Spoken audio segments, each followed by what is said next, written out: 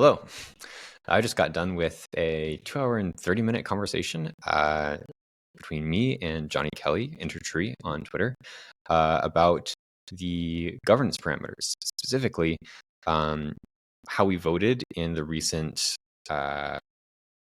poll on the governance parameter values, and how our views have evolved, and also comparing and contrasting between us, why he thought the way he thought, why I thought the way I thought, and trying to sort of work out the sort of underlying principles and reasons here, why the values should be placed, at one level or at another.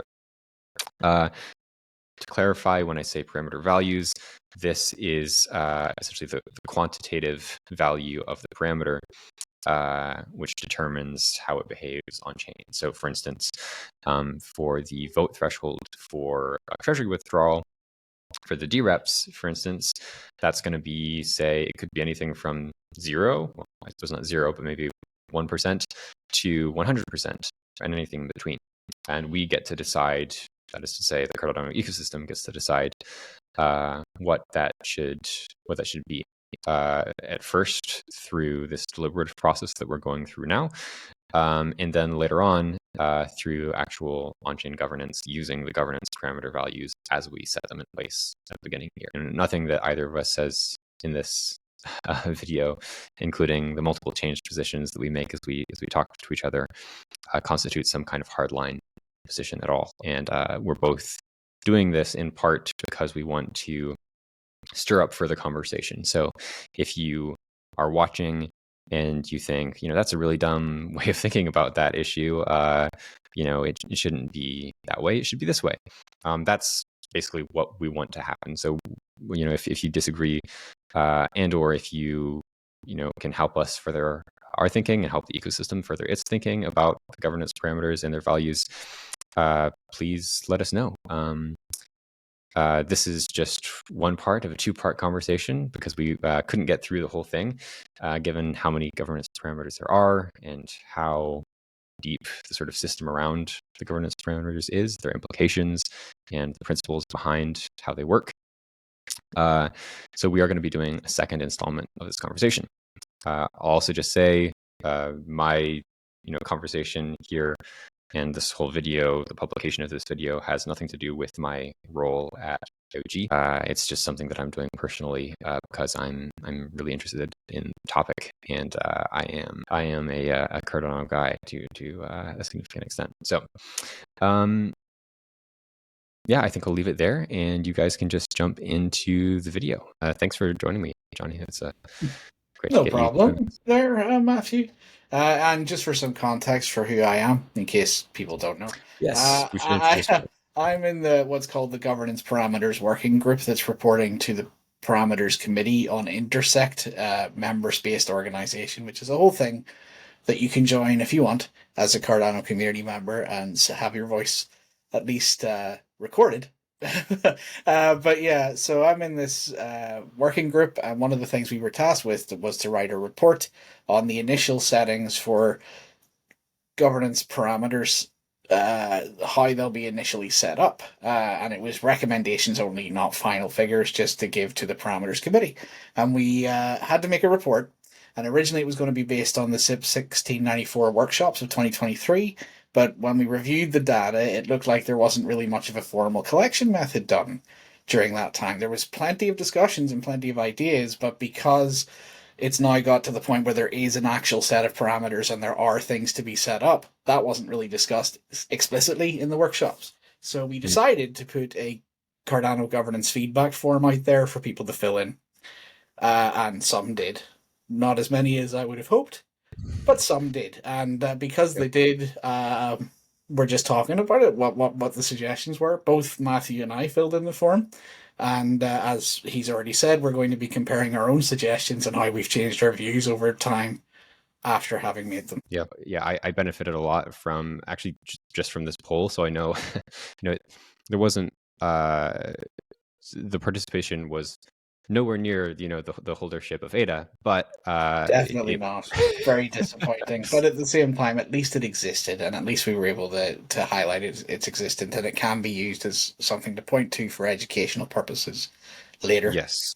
exactly. And I was very much educated by this. Like I was just holding off for a long time on trying to figure things out, especially about how dReps, SPOs, Constitutional Committee, all of this stuff works together. And the gov parameters are a really good way into that. And Johnny wrote a series of helpful threads explaining the different parameters and how they work together. Yeah, that those 6 threads that I wrote were born out of people's frustration with the form. I was getting public and private feedback to say that just putting up the names of the parameters and not giving full context. There were 3 links above with infographics made by Mike Hornan and a breakdown made by Nicholas from Cardano Foundation, and there was a link to SIP 1694 itself. But it requires further reading, it requires parsing and understanding. And so I wrote the threads off the back of the feedback that people said, like, can you just give us like a quick rundown? So I did my best. It may still be a bit technical though, is the problem. Yeah, it's kind of inherent to the and to the medium here and the problem. So to some extent, um, yeah. So anyway, yeah. So this was very educational for me, and I thought it would be good to kind of extend that this as a sort of an educational event by looking back on it, reflecting, and saying like, okay, why did we vote the way we voted? And try to learn, because as we both mentioned, we've changed our views in some ways on the things on the specific values that we created there. And just looking back at it might help us, especially how we differed in our votes, might help us sort of create a better model of the underlying terrain, so to speak. So yeah, I guess without further ado, we can jump into it. I did want to give you, Johnny, a chance if you wanted to look or just to sort of articulate. You made a post the other day about kind of the challenge, if I understand correctly, that doing the poll, running the poll, kind of revealed a challenge, which is about how people are participating so far in governance, and sort of the to put it positively, the opportunity that lies ahead for education and participation. So Yeah, yeah, I've covered most of that post that I put up already. already. I've Yep. talked about how the SIP 1694, sorry, workshops didn't have a formal collection method for the data, which then led us to make a form. And then how that form didn't get a huge amount of user participation. It had 95 wallets fill in responses to the form. But out of those 95, 7 of those wallets were mine. And I know Mhm. people vote with multiple wallets, so like the actual turnout is going to be relatively low compared to what it could have been. I think the Yep. ADA value was 6 point something million. I could get the exact figure if I look it up. Am I going to find it quickly enough? I don't think I am. Ah well, 6 point something million, and yeah, it's not hugely representative, so that made me feel a little bit disillusioned because it seemed like people weren't engaging with governance.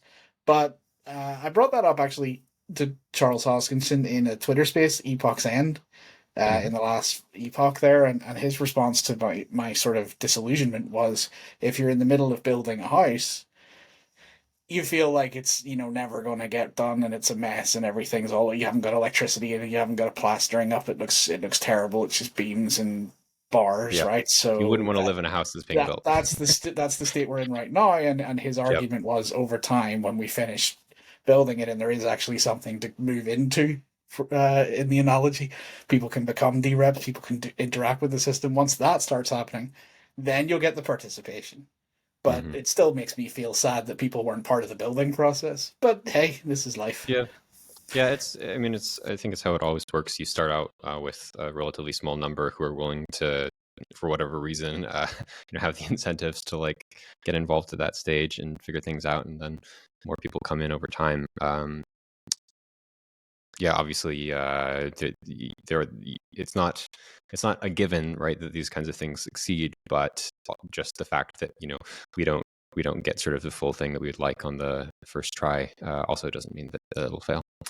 Um, yeah, so I guess that said, I think the format here is we'll just go through the parameters. I guess first of all, give just the basic. I think I've gone blurry. Oh, there we go. Give a basic overview of what the parameter is, maybe, I mean, so we have different groups of parameters here. So maybe like, what is this whole group of Well, we'll get parameters? to the groups later. They don't really apply to the SPO side so much, so it's okay. We can get to the groups when we get to them. Oh, I know. Okay, I got what you're saying. Yeah. I meant like, that first we're looking at, what is this? Like Oh yeah, the things different. that The group SPOs the can. group of SPO votes and the group. Yeah, Yes, sorry. that's what I meant. Yeah. There's groups and there's groups. There's groups and there's groups. So yeah, just sort of run through them, give an idea of what we're looking at, and then we can say, okay, hey, Johnny voted 66 on this first one here, and I voted 50. So why is that?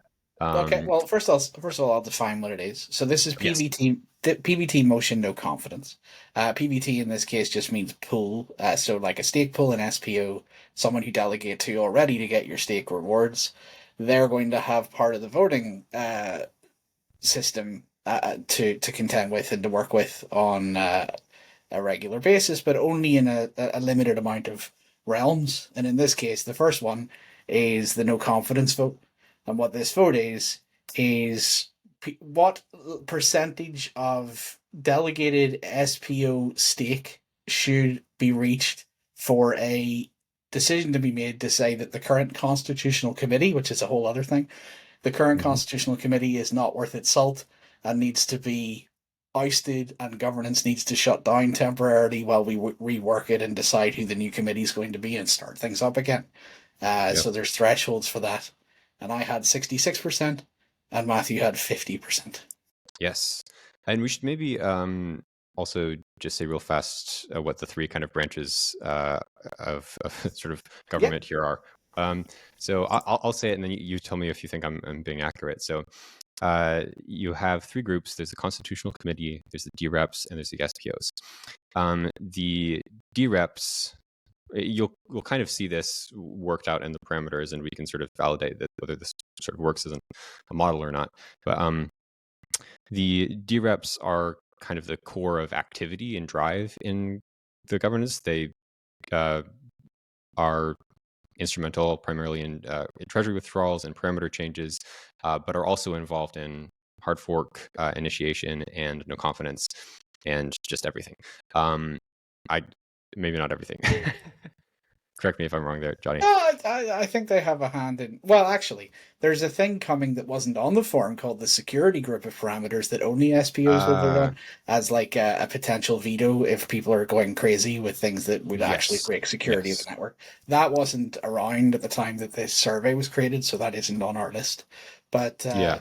other than that, which is coming, everything else would be votable by the dReps. Yeah. So and the other thing there is that their sole role is governance. They're not like the SPOs who are primarily involved in the consensus of the network, right? And people delegate to SPOs, and they get the powers that they have to be involved in governance through the just standard Cardano consensus model. Like, people aren't delegating to them for governance necessarily. They might do that now to some extent, but it's mostly related to the normal sort of reward sharing and consensus.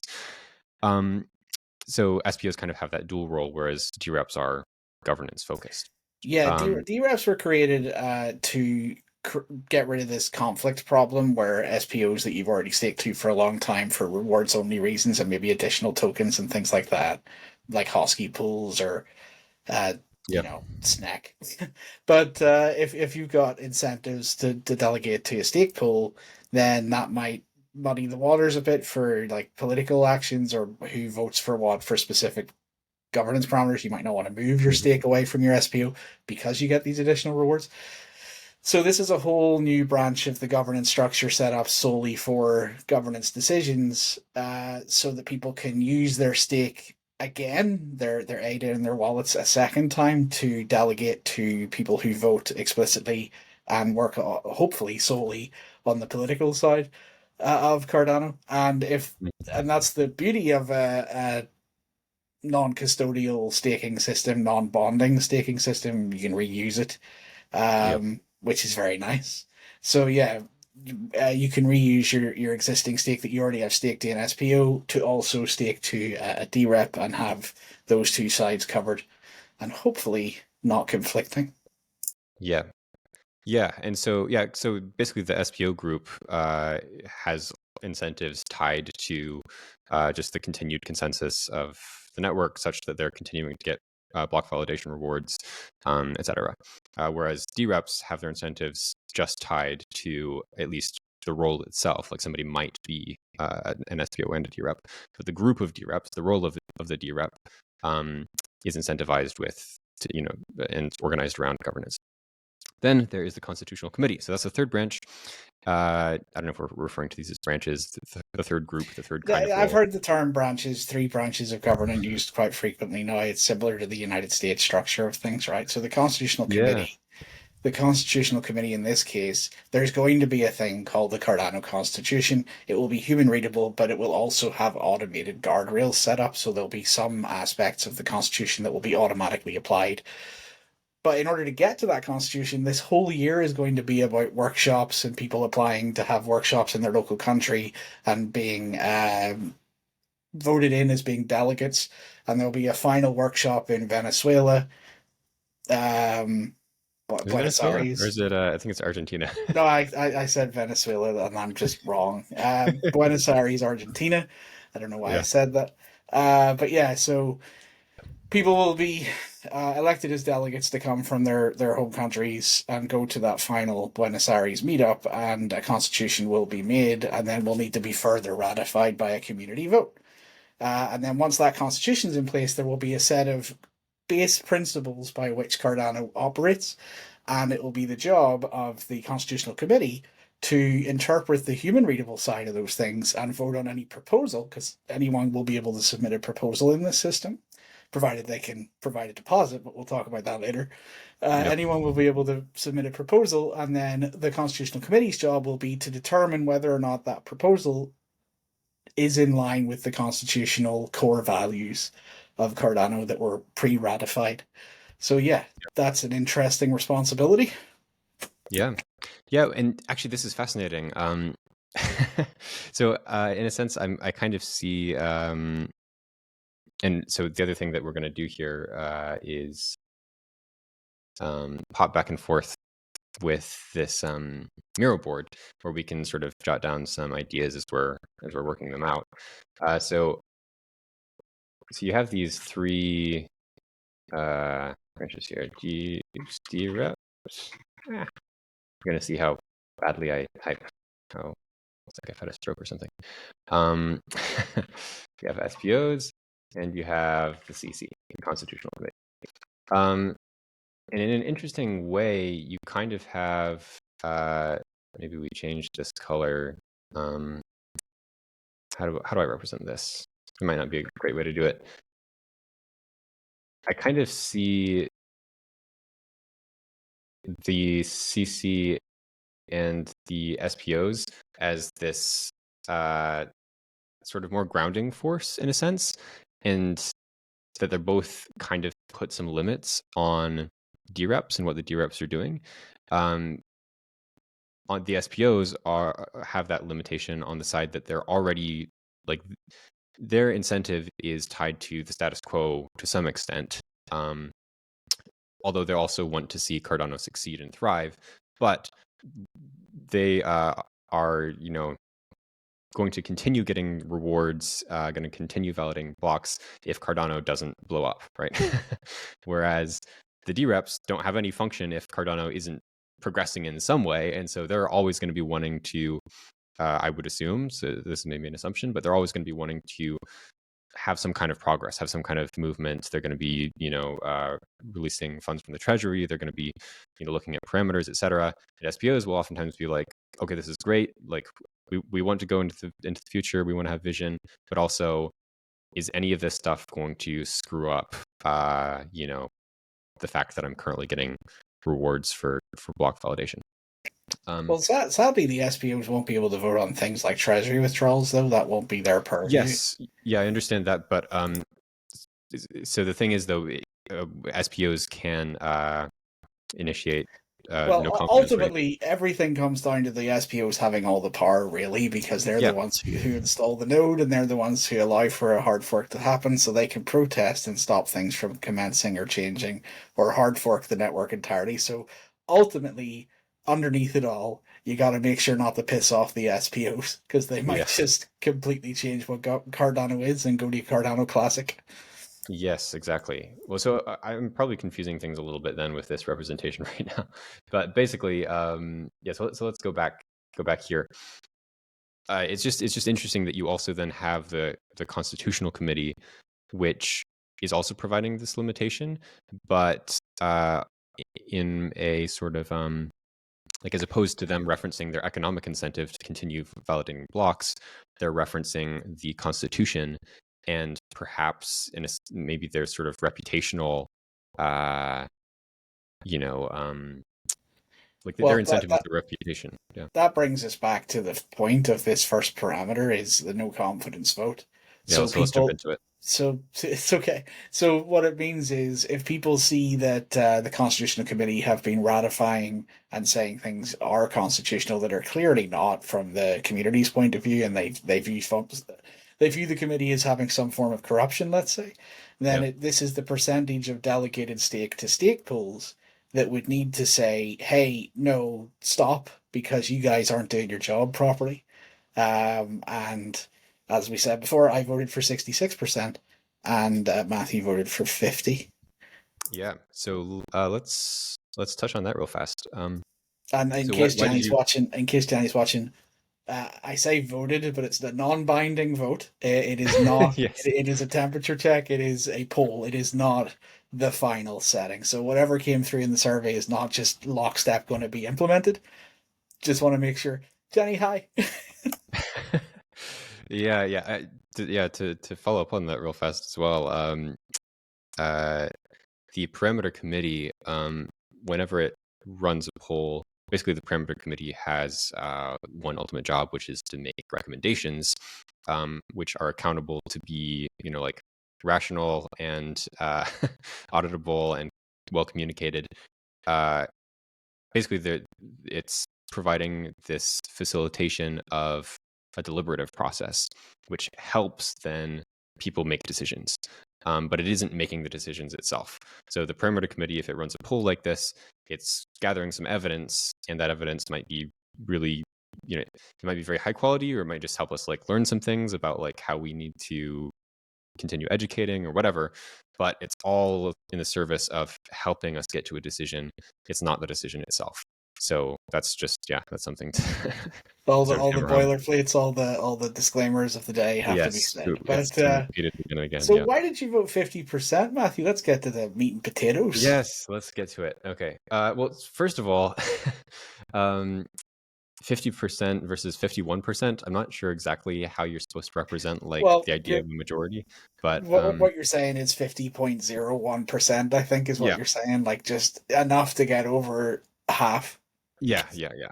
Um, and this raises another question for me, which is, what exactly do these different numbers mean? So, like, we have these concepts of a majority and a supermajority, for instance, which is, like that's half of this, whatever the sort of group of voting power is, or half and then half again.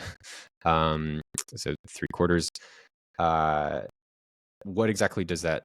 What effect does that have? I imagine there's probably some kind of like voting scientists out there who have thought about this, but so that's, but it's basically just the most basic thing is just that it's harder or less hard to get the thing passed, right? Yeah. Yeah. And So uh, yeah. just for further context, this is in the stake delegated to stake pool side of things. I've sent you a link. There's two links. It's the second one, Matthew, in Okay. Let me see. chat. If you can share this wonderful little circular pie chart type thing from Sea Explorer. Here we are, nice and tidy. There we So, go. um, this is to provide context for what 50% or 66% actually means in the realm of stake pools. At the moment, you can see that there's a distribution of delegations where people are getting stake rewards. of different percentages for different pool tickers or groups. Avengers, for example, is stated to be the Coinbase pools. You've got Binance has a pool collective here as well. So Avengers represents 7% of the vote, and Binance represents 4.47% of the vote. If they did participate in governance. And that's a big question mark as well, is will the big centralized exchanges and custodial entities take part in governance? And if they do, how much of a percentage of influence will they have on the final vote? Yeah. So that's a big question. And then you've got all the other pools that exist, including just single pool operators, at least as defined by Sea Explorer. And you can see that the single pool operators have 25.92% of the overall vote. So combined, as long as they were active in governance and actually submitted votes, they would have a good chunk of influence between them combined. Yeah. And then you've got various other percentages across various other pools in this chart.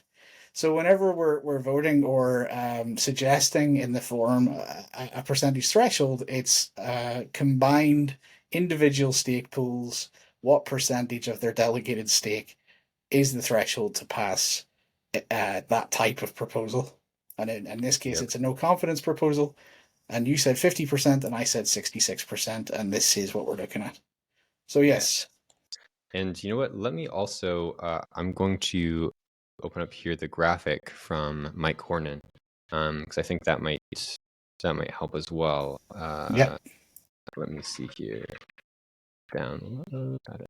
Here we go. Okay. Because the reason why we should reference this is that some of these votes have to have multiple groups reach the threshold, right? Oh, that was the first link I sent you. That So was the first link. The one you opened by mistake. So if you have a look at that, just so we're not looking at a huge, because like it's very dense. So right, this here. Now, if you just take all of these P numbers and Q numbers and ignore them being strange P numbers and Q numbers and just view them in your mind as being a single tick, just like the tick you see on the left-hand side, you see who's responsible for voting on which type at the moment. Yep. Yeah, so motion of no confidence. That's the one that we are on right now, and that is SPOs and dReps. So you have to both reach the SPO. The SPOs have to reach their threshold, and the dReps have to reach their threshold in order for no confidence to be initiated. Yeah. So let's get back to this. Okay, so we should probably then look at them in combination, right? So you because they're related to each other, the combination matters because that may have influenced why you chose 50% for the pool. Yeah. We'll see how intelligent I was about this. I can't remember. So you voted 66 and 66. So the stake pool operators have to get 66% of stake, and the dReps have to get 66% of their or 66% of the dRep stake has to vote in that way in order for no confidence to be achieved. Okay, so I voted. Let's see what I voted here. Okay, so I said 75% for the dReps and 50% for the stake pool operators. Okay, so why did I do this? That's why I did it. Okay, so my thought was the dReps are probably more volatile, meaning that they're probably going to be more sort of swayed by whatever the sort of prevailing sentiments are. That's not necessarily a bad thing. It might be that people are sort of like surging forward for some reason, and that therefore basically on especially on things. So here's the other element here, is that especially on actions that what would you say, kind of stall governance in some way, it should be a little bit harder for dReps to do that. Whereas for SPOs, that's kind of the SPO function, is to be able to say things are going off the rails. Therefore, we're going to like hit the brakes on this. And so for the SPOs, it should be a little bit easier, was my thought. That was kind of the reasoning behind it. Fair enough. I'm going to give you more of a reason to vote 50% as well. Sure. Because SPOs, as we saw in that little pie chart circle, 7% is Coinbase, 4.47% is Binance. If they did get involved, they would have a relatively high chunk, and various other centralized entities would have a relatively high chunk of potential governance stuff. Yeah. So they might, in order to adhere to regulatory requirements, completely abstain from voting. And if they do that, then it becomes much harder to get to a 66% threshold that I suggested, because there's an active abstain.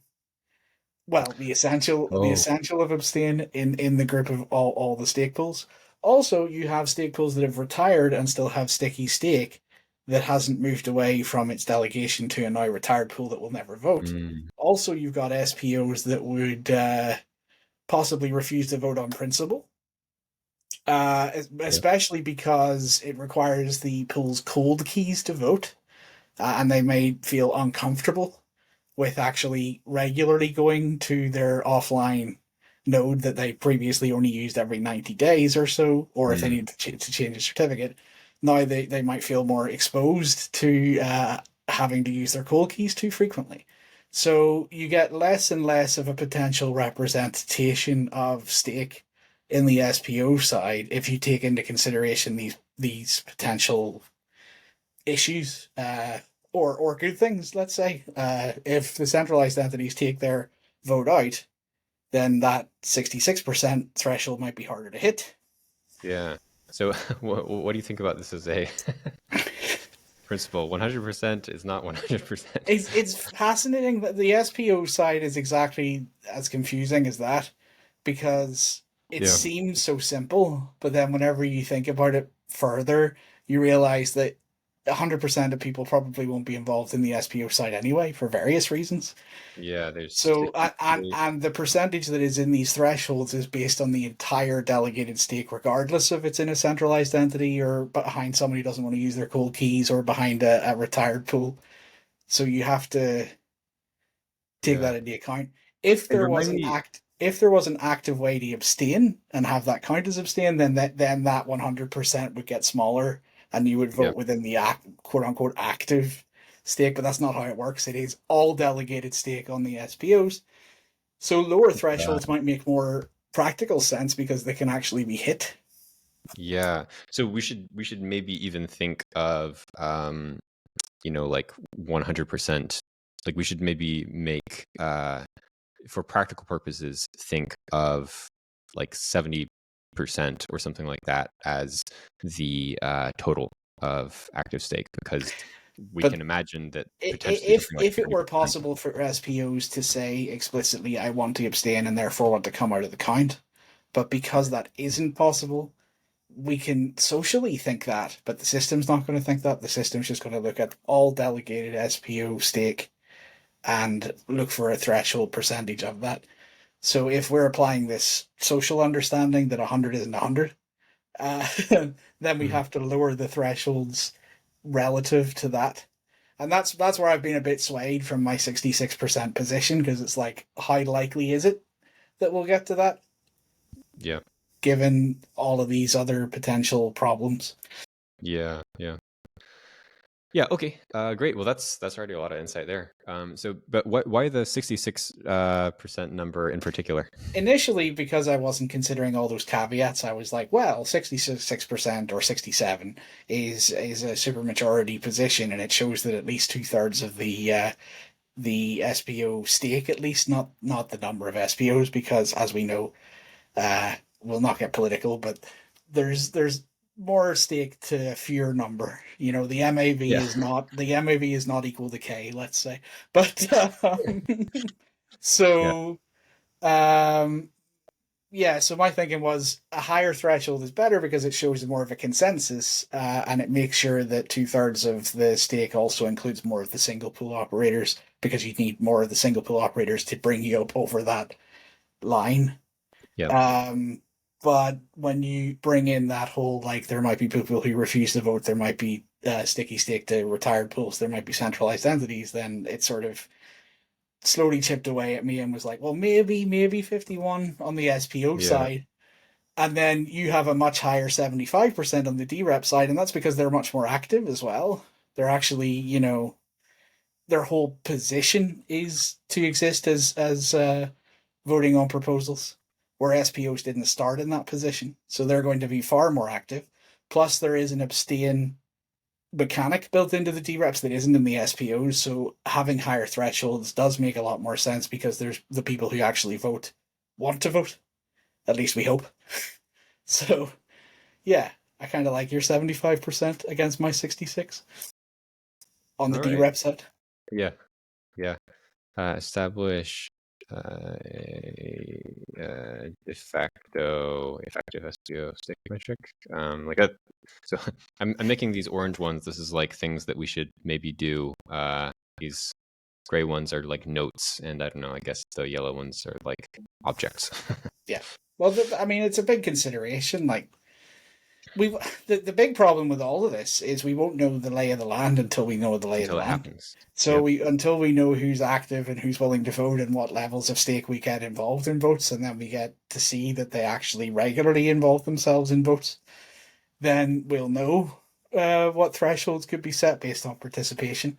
But at the moment, we're in the very speculative stage of trying to anticipate what people will do, and Yep. we just don't know. Yeah. All right. Well, let's get into the other ones because we're only a little ways in. So for the next, Maybe we should break this into multiple videos over a series. maybe, yeah. Well, we might since we've established some initial things here, we might start moving through more quickly. But yeah, I mean potentially. Um, so let's get to the next one. So committee normal. Now remind me what this one is about. I'll define that as well. So Yep. rather than just having a vote of no confidence and completely shutting down the committee, at any point someone can put a proposal through saying, I propose we change out either one or two or three or all of the committee members for a new committee. And they can just swap out one or two, or they can force retire one and keep the remainder in, whatever the proposal says, and then people can vote on that proposal for a reshuffling of the constitutional committee uh, members. Mm-hmm. And that's the threshold here. Is like if we're in a normal state and we're not shutting down governance, but we want to sort of re-elect at any time or reshuffle the governance constitutional committee, what percentage threshold should be there in a normal state? Oh, okay. So that raises a question for me, which is, does this also configure the threshold that is necessary for the Constitutional Committee to pass things? No, that's later on. So That's in on the the left governance hand parameter. side, you have the total size and threshold. So the total size and threshold, what they're actually called, you'll see this in the bottom left there. Yeah. What those parameters are actually called on chain are threshold numerator and threshold denominator. And the numerator is the top number and the denominator is the bottom number of a fraction. Mm-hmm. And then that Yep. determines the percentage threshold. But that was far too complicated to communicate to people. So Okay. we put it forward as just the total size you would want in the committee, and then how many of those need to vote yes, your threshold, and then that translates to a percentage. Got it. Yeah, it's they don't do that for any of the other parameters. They just do it for the constitutional committee, and it creates this fraction version. I think Sure. they really like the idea of a really long percentage decimal point level of accuracy, but it's like Oh. I think it's a bit over the top myself. Okay. Okay. Well, let's get to it then. So you also voted 66 for this. And what did I vote? I voted 75 for the SPOs and 50 for the dReps. I wonder why. So I flipped mine. That's interesting. Yeah, I don't remember why I did that. But so yours was again just like 2/3. You have 2/3 for Yeah. each. So my reasoning at the time for that was if we put the thresholds the same for no confidence and normal, people will be more likely to just use the normal method than go full no confidence because it won't shut everything down. They'll Mm-hmm. have the opportunity to switch things out. And since they have the same requirements, Mm. I don't know. It might be wrong. It might be better to have a lower threshold on the normal state so that we encourage people to use that instead of no confidence to just switch out who their representatives are more simply. But again, I wanted there to be a 2/3 majority Yeah. support for the new committee rather than anything less than that, because I'm old-fashioned, I guess. Mhm. Well, that's an interesting idea of having making it easier to replace than to reconfigure. Um, that or sorry, Well, not to the replace. reconfiguration can be a full replacement as well. Yeah. So it would skip out the step of having to go no confidence if you just swapped them out and didn't go through the whole process of shutting everything down. Yeah. Yeah. Yeah. That's interesting. I wonder why you would do no confidence as opposed to. To Um, make it very clear that what just happened is abhorrent and should not happen, and not even okay. get to the point of electing new members until we all agree that it's nightmarish what just happened, and then get to Yes. electing. Yeah. And also, I assume if you're electing new members, then there's some kind of like maybe long deliberative process around that, and it's like people have to be in the frame of mind. You have to like decide who are we going to elect to this position, and all of that Yeah, is kind of too much if you people just are want to people are say, more easily going to go rah rah rah. This is a nightmare. Shut it down. Than they are going to go yeah, like, who are we going to get to replace these people that we yeah, disagree with? They're far more likely to go yeah, shut her down. Like yeah, so. But if in my head I put the thresholds the same, so it sort of encourages people to be more like, let's just switch them out now and not go through the whole like shutting everything down phase. yes. Okay, interesting, interesting. Yeah. Okay, so let's see if I can come up with an explanation for why why I changed this. Um, It's interesting because like 75 is such a high level compared to no confidence 50. I think you wanted it to be more easy. I'm going to put words in your mouth now. sure. You tell me if I'm wrong. I think you wanted it to be more easy for people to say they were unhappy than you wanted it to be for them to change who it was. Maybe.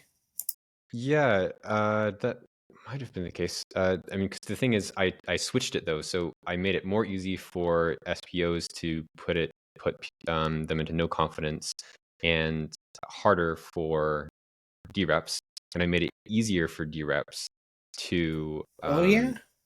yeah, to appoint new members. Um, Well, you now might have the same mindset as me then. It's easier. It's nicer to get people to swap out who's in power rather than shut it down.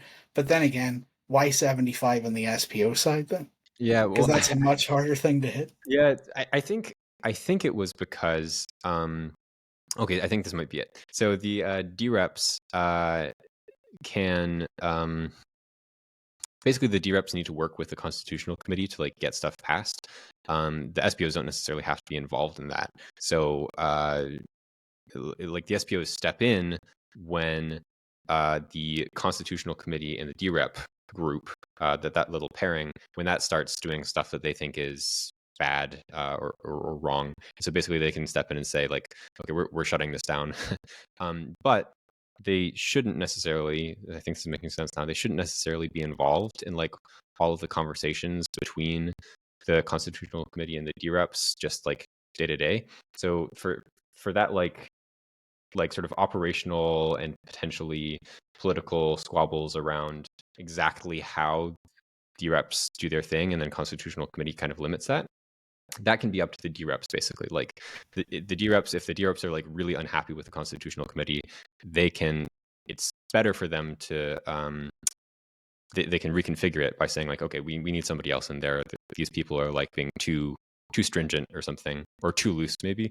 But really, the too loose thing is the SPOs. So then the SPOs, while they have to have a higher threshold to change the constitutional committee members.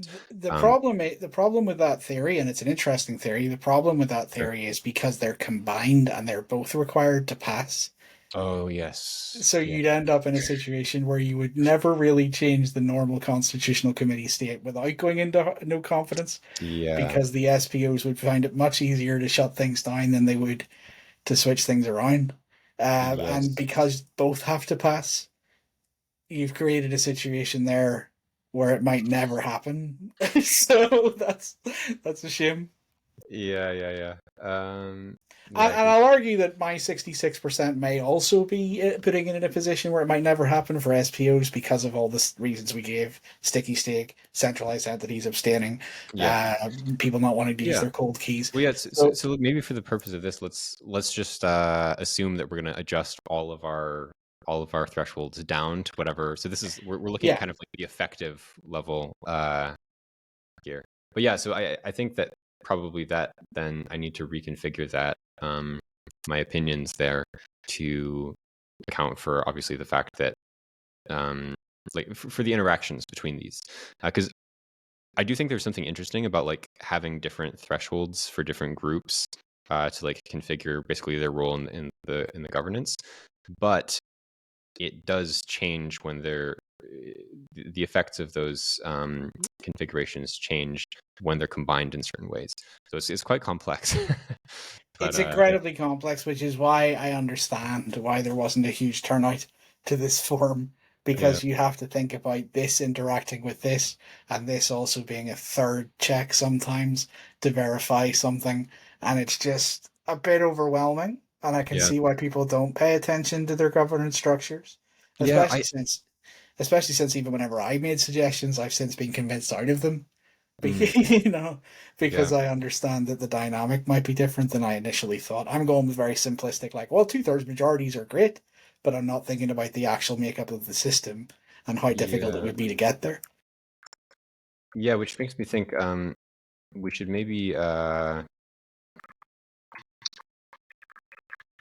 principled theories of CIP before. Like systematic slash principles. Because sort of underlying this is like this question, like what are the sort of underlying principles that like the kinds of effects that we're trying to create in this system, and the underlying values that should guide it. Like we have checks and balances as one of those. You have this fact that like SPOs have this certain kind of incentive based around being block validators, and you have dReps having a different kind of incentive being solely based around governance. You have the constitutional committee's connection to the constitution, right? So there's these different sort of like, in a sense, more simple, more abstract pieces, which should work together to sort of show us, based on what we want, how the parameters should be configured. But it's a little bit difficult to do that when you're just going piecemeal and looking at like this specific parameter, what should its value be? Well, it's like, okay, it has to be a part of some kind of systematic account of the whole thing. So yeah, we'll see how far we get into figuring out what that is. It is very tiring and complex and difficult, and I do appreciate people, because I did talk to people in Twitter Spaces, or X Spaces as they're called now, and they were like, Johnny, what are you getting us to fill in? Like, this is madness. What does this mean? And it's like, yeah. So I try, yeah, well, if anybody wants to look at my profile, it's at Intertree JK. The pinned tweet at the top goes into the six threads. The six threads are an attempt to try and simplify it, but even then, Let's see. it's more complicated than even I've broken down, because of these interactions we've discovered between SPOs and dReps, and in some cases, all three branches working together and having to all hit their target. So it's a lot to explain. Yeah, yeah, yeah. Well, I mean, like you say, and I think this is going to be true with a lot of different things in the Voltaire era, that we're kind of encountering a lot of things that are going to become common sense and kind of like embedded in the landscape and how we do things in future. But like because we're encountering them for the first time, it's like all of this complexity. But in the same way that like I'm here in like this room, and there's like all kinds of complexity in the things around me, but it appears to be very simple to me because I know how to navigate it. It's like familiar. I have these sort of embedded understanding of what the purpose of everything is. I could get overwhelmed by the complexity if it was like my first time encountering any of these objects. And I think that's kind of where we are with governance too. Like hopefully it should become more simple as we get into it, but it does require that just that initial encounter. I think, as I said already, it all comes down to how much active participation there ends up being. Because those thresholds start to make much more sense the more we have experience of people actually interacting with the system, and we can set them to be more in line with expectations of interaction rather than just theoretical Yeah. or ideological positions being put Mm. through. You could be more pragmatic once you know the level of actual involvement. Yeah. Yeah. All right. So let's get to the next one. So this is now, oh, committee no This is confidence. SPO committee. No, Oh, so you've muted yourself. this is SPO committee no confidence. So this is after a no confidence state has been reached. So a vote of no confidence, a motion of no confidence is already passed. The system's shut down. There's no constitutional committee, and now we get to what level of consensus is needed to completely elect a new committee after shutting everything down. Yes. Yeah. Okay. So you did 75%. This is so funny because I did 25, which is maybe Well, a little bit it's extreme, but different ideological positions. So yours is it must be much easier to vote a new governance structure in because we need a governance structure. So it must be easier after going to no confidence yeah. because otherwise we'll be stuck in that non-working state. Yeah. Is But that your let's reason? that was my reason. And also I think I may have done slightly different ones for the dReps. What did I do? Committee, no confidence. Oh, 75%. So again, I made it I made it harder for the dReps. Which I think I still agree That, with this one. to be fair, I think you might be right. I think the SPOs um, might not have as much of a thought about who they should be. Just they wanted to indicate that they don't like the current. Possibly, Yeah. and also we have that same problem as if I have 75%, as it says there, and we have centralized entities, sticky stake to retired pools, people that don't want to use their cold keys. Yeah. 75% may lock out governance forever. So like, Yeah. so even though I feel like a mandate majority, let's say like 75%, I would call a mandate. Mm. Um, like it's Which a ideologically, mandate gives you like political legitimacy, right? yeah. So I was like, well, if we're in a no confidence state, we want to have an actual mandate for the new people coming in. Was the way I was thinking, but I Mm. didn't think pragmatically about the actual makeup of the system and how you could even get to that threshold. So Yeah. I would probably lower the the SPO's involvement quite a Mhm. bit, but because both SPOs and dReps are voting on a Yeah. new committee here, as you can see, P and Q. But if we go back, what percentage did I have for the dRep side for in the no confidence? 75. 75. So 75. they were both 75. I think I might keep 75% for the dReps because they Mhm. are more active and it is only the active dReps that are voting that have delegation. So it's more likely that you could hit Yeah. that and get to that mandate majority. But I think I'd lower the SPO to maybe 51% or Mhm. something like that because it's easier to hit and it doesn't shut down governance forever. Yeah.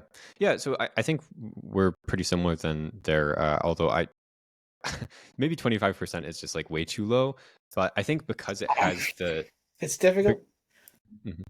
Well, I was just going to say because it has because you have both working here, and so I think I was thinking about it this time. Um, with the dReps, like the idea should be basically that it's easier for the SPOs to create a state of no confidence, um, because they're that sort of thinking about negative and positive not as like value terms, but just like something that's like negating, it's stopping something from happening.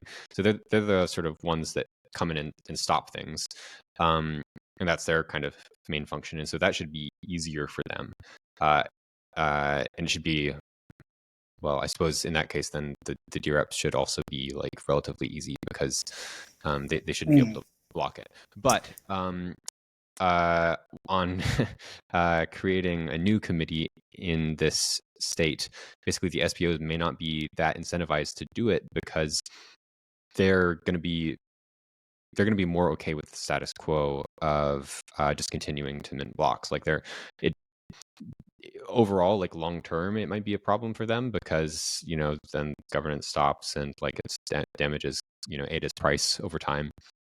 But it's going to be the dReps who are really incentivized to figure out the new committee, and so that way basically you just need like a minimal number of SPOs to like sign off on like okay, go ahead, do your thing, dReps. But the thing is, if you chose poorly, we're going to come right in again and do no confidence again, right? So The reason I'm always hesitant about anything below 50%, and I feel like the Constitution might end up reflecting this.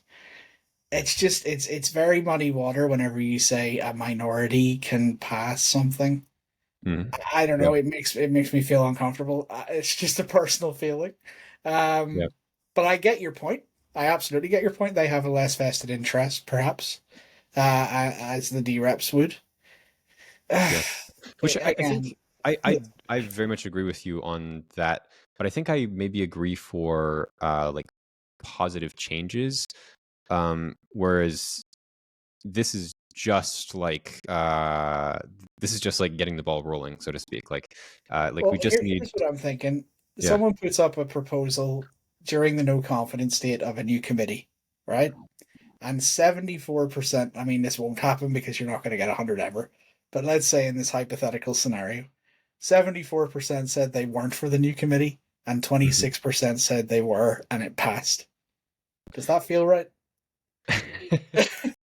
Yeah, well, so I mean, if they were actively saying no, but in But this the case, threshold is just the threshold. As long as they get over 25% of the vote, it passes, even if the yeah, majority is saying no. And yeah, but that's where I can't. My mind explodes.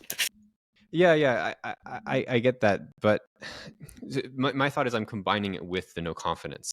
So in the fact Yeah. that you could have SPOs who just aren't paying attention or don't care, possibly after a period of Well, time. if that's the case, they probably wouldn't have hit the 50% requirement to go into no confidence in the first place. Eh, Maybe, but it's also possible that they go into no confidence and then it And then stays in don't no want to confidence actually for like vote a for the new year, committee. and yeah. It's So complicated, I don't man. know. It's But complicated, but I think I we think you are get into a lot of yeah. mudslinging that could end up happening if you end up in a situation where 50% have said no, 20%, 26% have said yes, and the 26% wins. I think that's a yeah, people will argue vehemently against that being the case, Mhm. and that's the way it would be set up because the threshold doesn't take into account the no. It just needs to get to the level of support required. So 26% against 50%, 26% would win. And I don't think anybody would actually believe that's true. Yeah, but if you could, we can move on from this one Yeah, in but a you're moment. saying that But only 26% would even necessarily show up and they would all vote yeah, yes, or and then maybe if only. you have the no confidence set up to where then the majority of SPOs can do no confidence, then essentially like you can think of combining them basically uh when you initiate a new committee, if a majority of SPOs are against it, like you just have enough SPOs to like have to have enough SPOs to like breathe life back into the What governance what I system. think But what I think you're trying to say, and I'm sorry to interrupt again, I have a habit of doing that. It's been pointed out to me. But go ahead. I think what you're trying to say is if 50%'s already voted no confidence, then what you want is the equivalent of 50% of that 50%. So you're wanting a percentage of the percentage that voted the no confidence, and that's over half of those people that put them in that state. So it's It technically could be. 50% of the amount of people that actually created the no confidence state in the first place. It's a lot of second order thinking involved in that, but if that's what you mean, then I understand your point of 25% because it's more than half of the people who put it into that state in the first place. Yeah, it's related at least, which is just that uh yeah, that basically it's referencing the assumption that a quite a large percentage of SPOs might not be involved, might not have the incentive to be involved at this stage. And they won't get the incentive to be involved until uh, actual changes to the network are in the offing. and that won't happen until governance gets back underway. So like basically, you could get into a situation where governance stalls just because enough SPOs are okay with the status quo that they don't get involved. I get it. I do. And then if that lasts for like a year or two, like the dRep sort of class that exists will wither on the vine, and like you may just never get back to governance. I can see both sides of the argument. I still feel very uncomfortable with 26% being able to pass as a minority. We'll put a pin in it, but I actually felt uncomfortable with it too when I came back and saw that number. I was like, 25%. What are you talking about? I'm kind of like working myself back into it, but I don't know. So let's go to the next one. Hard fork initiation. Yeah, hard fork initiation. So what does this require? So it requires, I think, all three. Yeah, so it requires dReps, SPOs, and the Constitutional Committee to sign it off. I put a very high threshold, but again, that could be reduced because you're not necessarily going to get 75% of people voting in the SPO side or stake represented on the SPO side because of, as we've already said, centralized entities, people who don't want to use their cold keys, stake delegated to retired pools. So I could see lowering that, especially, and this is a Mike Hornan point, by the way. I'll reference Mike. Hi, Mike, if you're watching. Mike Hornan says, because there's three separate pillars of the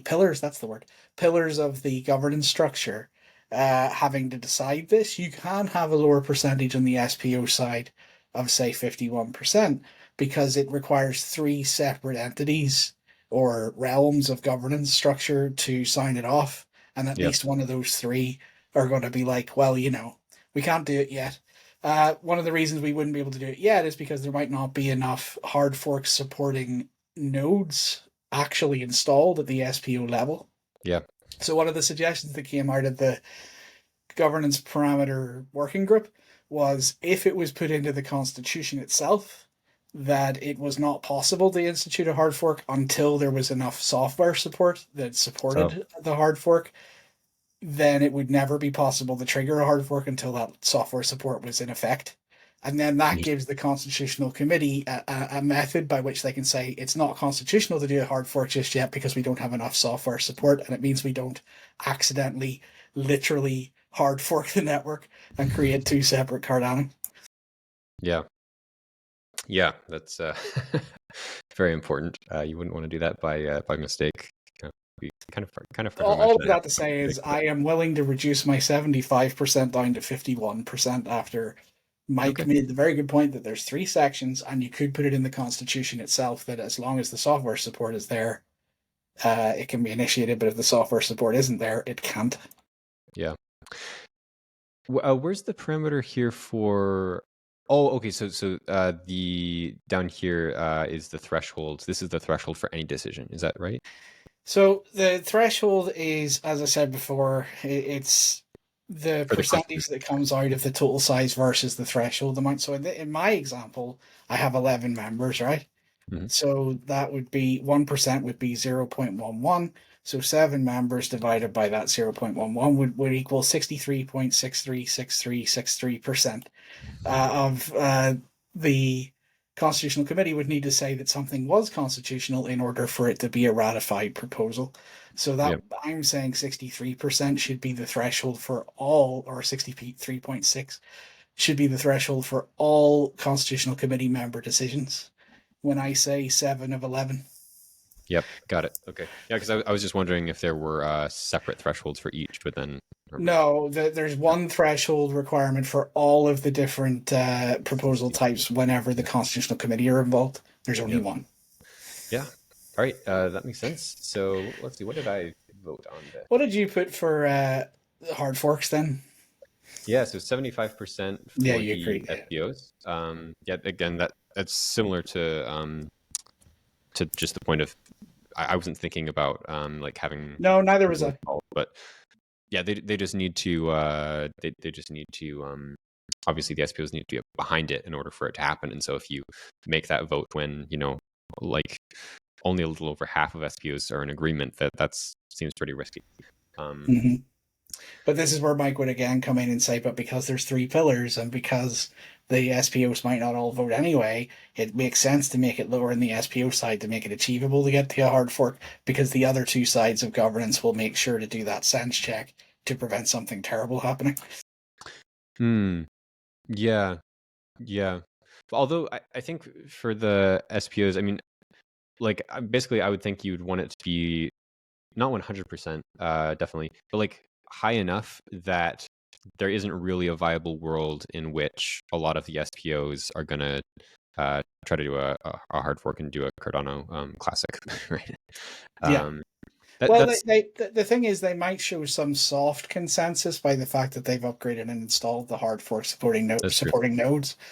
They Yeah, just don't want to make it official on chain because of the aforementioned reasons. So yeah. it becomes having to look at both sides of it. Is there enough software support in the network to prevent that splitting of the network? And if there is, that's a sort of soft vote without putting it on chain. Yep. Yeah.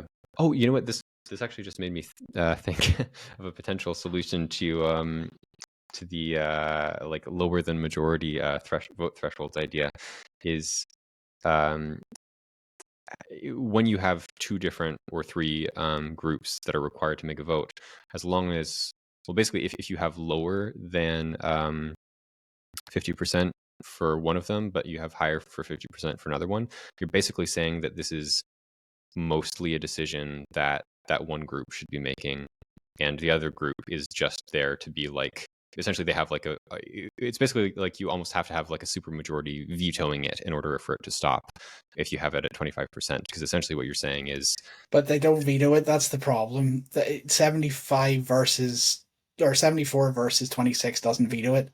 The threshold is met, 26 passes against that 74. So there's no veto.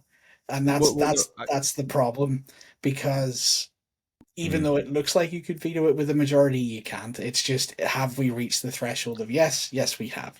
yeah, well, so what I'm saying though, there is you have to, you would if you have like the dReps, for instance, have to have 75% to elect a new constitutional committee. We're going back to this now, but and you only have to have 25% of SPOs. So it's not this way like officially technically, but in a sense, what you're essentially saying is that as long as 25 SPOs or 26% of SPO stake is okay with it, it can pass. And the majority decision is coming from the dReps. And so basically you would have to rally 76% of SPOs to say, no, we don't want this to happen, in order for it to stop. But again, you're not taking my point. It won't stop. If you do rally that 74% of SPOs to vote against it, it'll still pass. Well, no, 76. 70, well, whatever. The majority no vote doesn't mean anything in this system. It's only the threshold.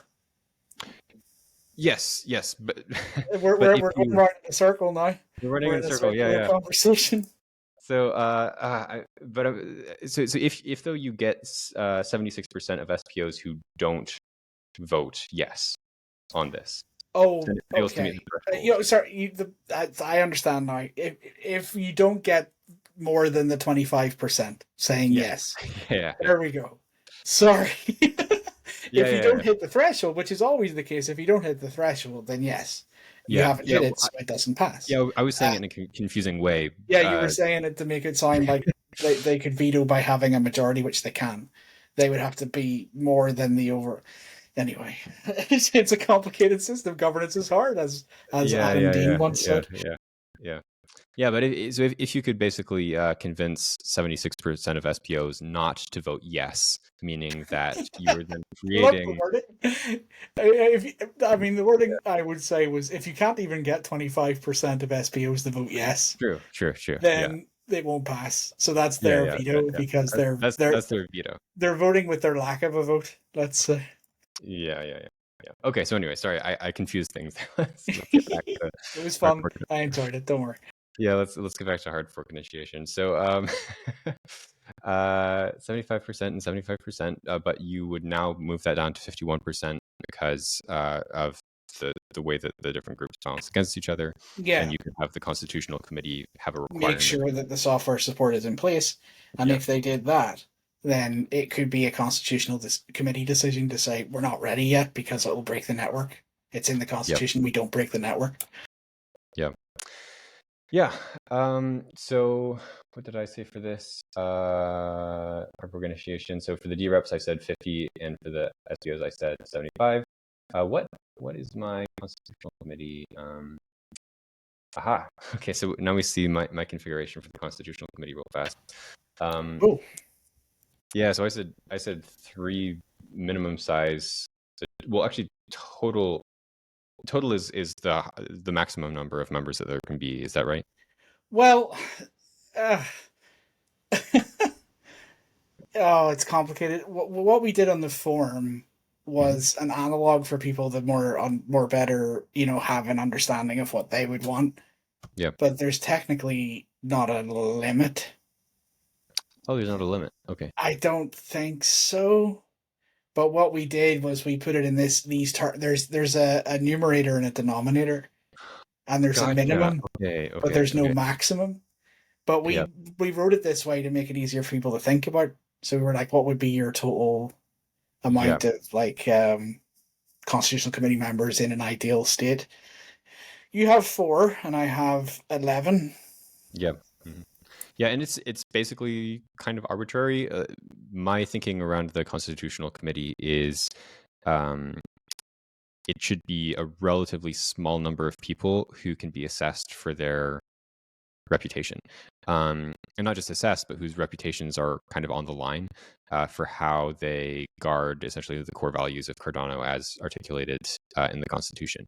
Okay. And if you have like a really big group, then it's kind of easier to like hide in the crowd and like maybe have coalitions or whatever. But if it's like like a relatively small number of people, and these are going to be like some of the most respected, trustworthy people in the ecosystem, people that like everybody is like, okay, we're pretty sure that this person can like stand in the gap there, and they should be relatively like they're not going to be that involved in like advocating for specific proposals necessarily.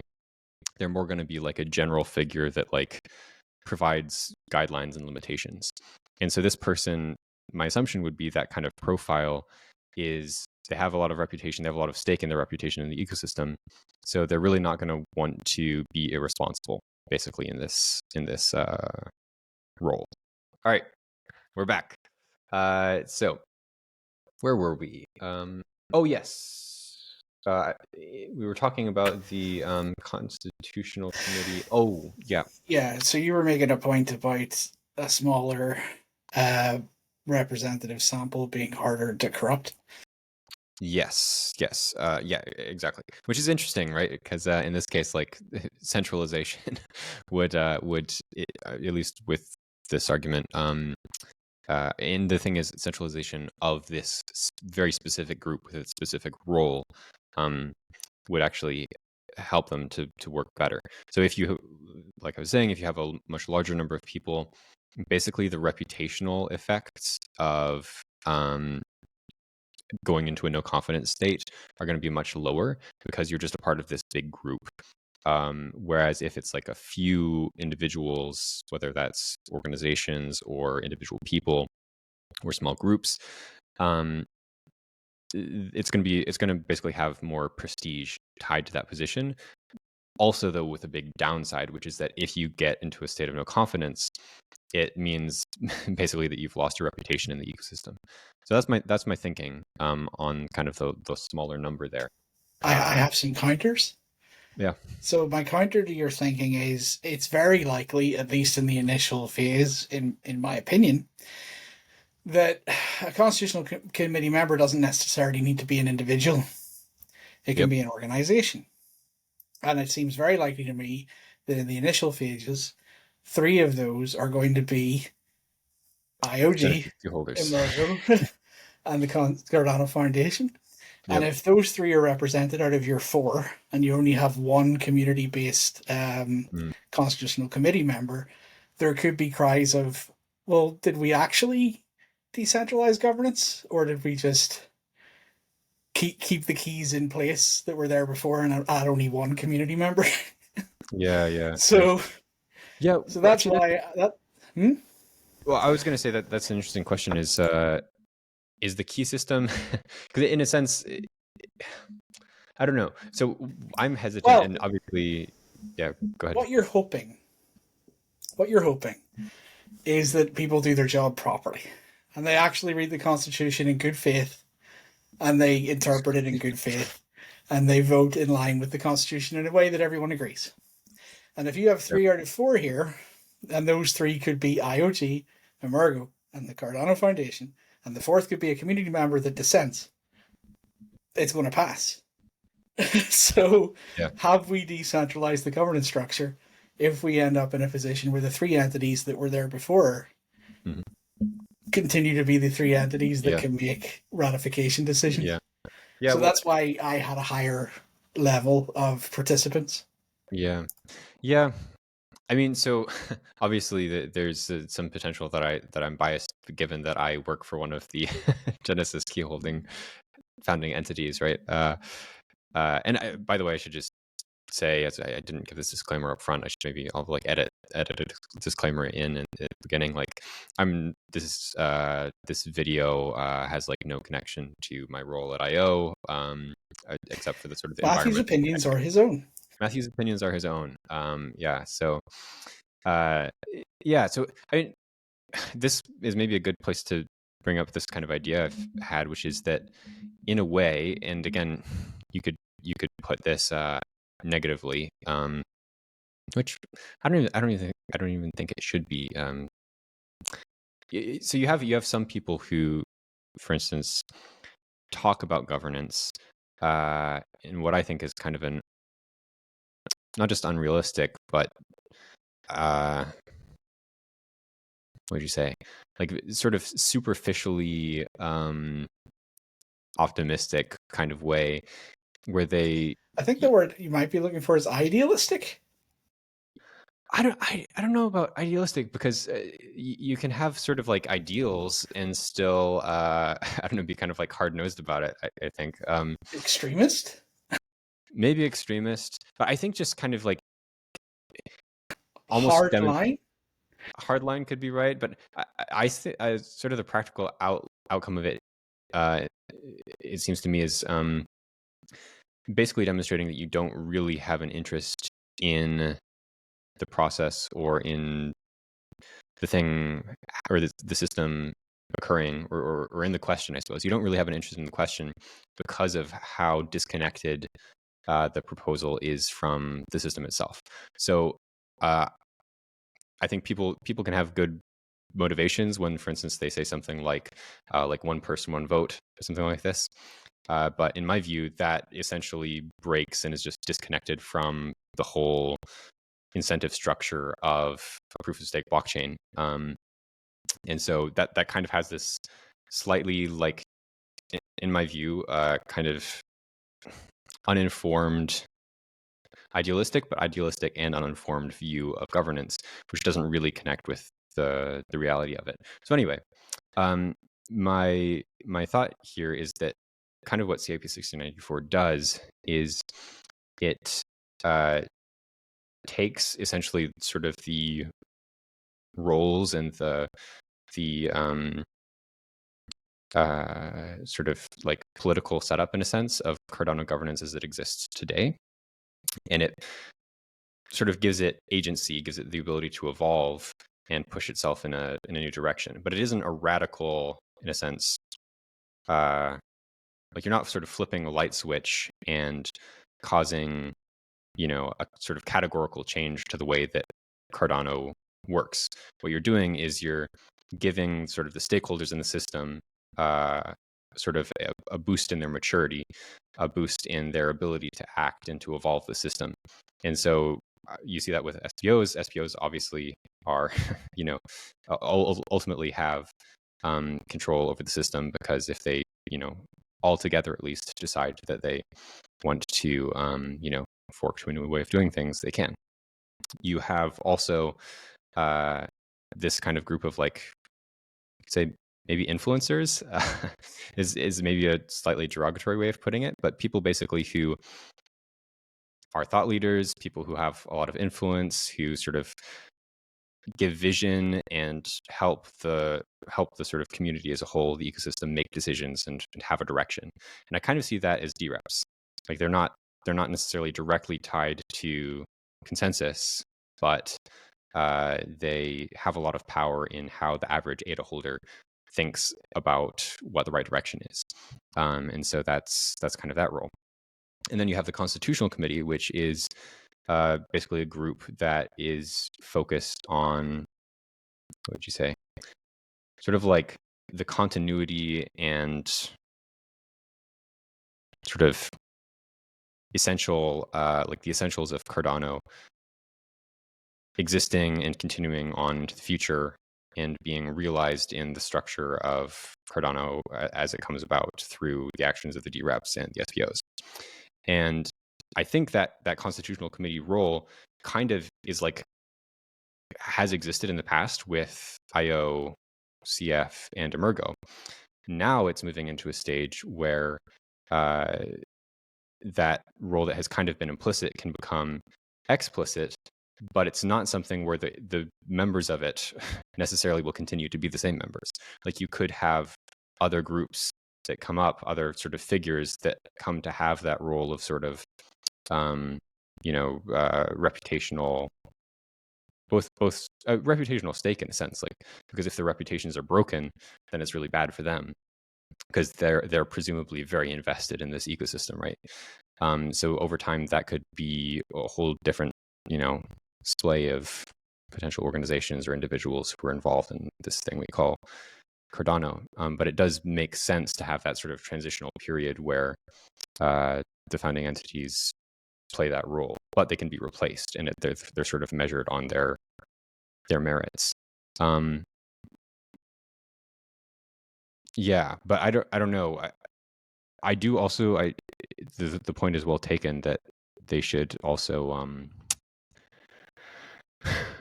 they like to kickstart that process and to sort of like stamp and highlight the fact that we're making a categorical change here. We are making a categorical change, so it's not like everything can shift overnight into some completely new state, but we are switching on a new engine, which is that the ecosystem can now choose who's in that position. It's not just the fact that it started out with IO, Emergo, and CF. The ecosystem can choose. And so because of that, you kind of can almost force that decision and get people into the mode of thinking that way by making it larger so that there are community elements in it from the beginning. I don't know. What do you think about all that? I personally disagree with your original position that the smaller group is harder to corrupt. I think when there's a small group of people working together like that, they can be more inclined to agree with each other. And I think larger groups encourage more debate and more dissenting voices between each other and different interpretations. And I think more voices create more conversation that creates better interpretations because it's forcing people to have the argument and discussion rather than just all agreeing efficiently that they and also like three people could band together against one and then that one's left alone.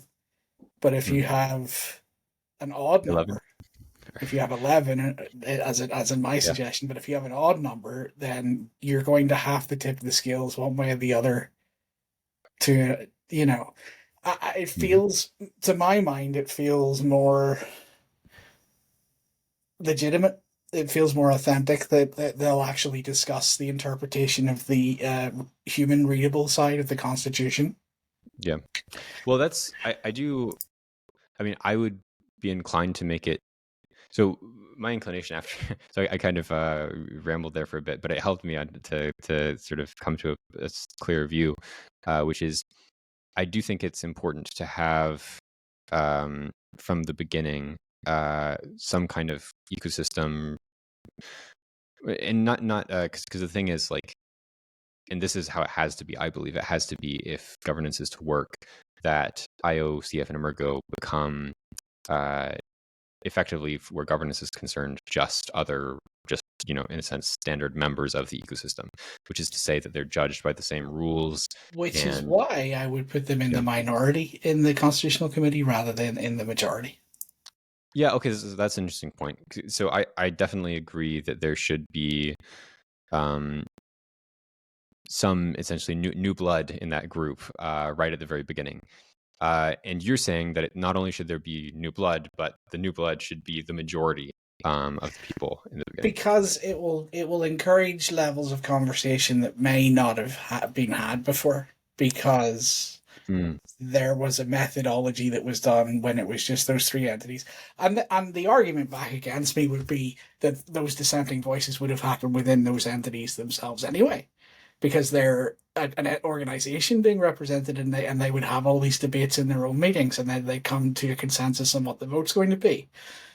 So yeah. the Well, I mean, argument, IOCF and Emergo don't always agree well, no, I mean, each individual organization will have its within own them as well. Yeah, yeah. behind the scenes debating structure to determine their vote. So the argument would be that it's more representative because of that process behind the scenes, where there's essentially a DAO taking place without tokens, Yeah. and the decision is being made. But What do you think? the problem with that, in my opinion, is that it still at the end of the day comes down to a single vote. Even if there was all this process behind the scenes, A single vote. a single key being represented on the committee. So yeah, there's Oh, all these people discussing it, but there's going to be a vote that is only one of four in your example. yes. Yeah. Even if there was all these people discussing it behind the scenes, it still has 25% of the vote at the end of the day.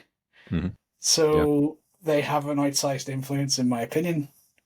And I like the idea of diluting the influence of the existing members. Now that's going to scare the crap out of them, because they feel like Hmm. they want to keep things from going off the rails, right? Hmm. Yeah. And I get that there's a certain amount of like, I don't want to kill this thing. Hmm. So, but What do you I, think about so what do you think about the idea of starting out? Because I think in the very beginning, like there's even like a bootstrap period where uh like things are basically turning on, and there's like a final there's like, I could be wrong about this. I might be getting this wrong. I think there's a period where uh basically things can function, but maybe it's just that IOCF and Emergo are the constitutional committee members, and so they can like veto anything that happens or something. no, there's a bootstrap phase of governance. There's a bootstrap phase of governance where it can all Yeah, just be remind me. rolled. It can Remind be me about rolled that. back completely. If things go completely off That's the what it is. rails, it can be just like, nah, it didn't work. It's non-binding. Go Like back. we we definitely did this wrong, Yeah. right? Yeah. And actually, Charles Hoskinson revealed in a recent Epoch's End X space, I think I said this earlier. Another thing, he said that in the first 90 days to 120 days, the dReps that are registered to the system won't actually have any voting power.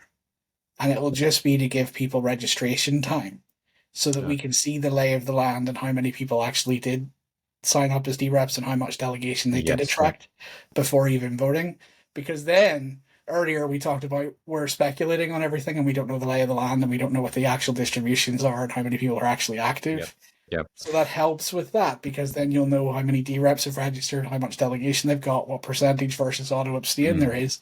And then there'll be a review process prior to going live on the thresholds that we're discussing here, based Yes. on the actual context. Yeah. Yeah. Thanks for that reminder. um, yeah. But So what do you think about? there's protective layers in place to prevent chaos. Yes, but so if like here's a thought. What if we had the goal of essentially progressing through these stages where you start out where you kind of have the status quo, but the thing is it's not actually the status quo because whereas in the past essentially the SPOs have like the negative, the veto in a sense that they could fork if the founding entities did something crazy.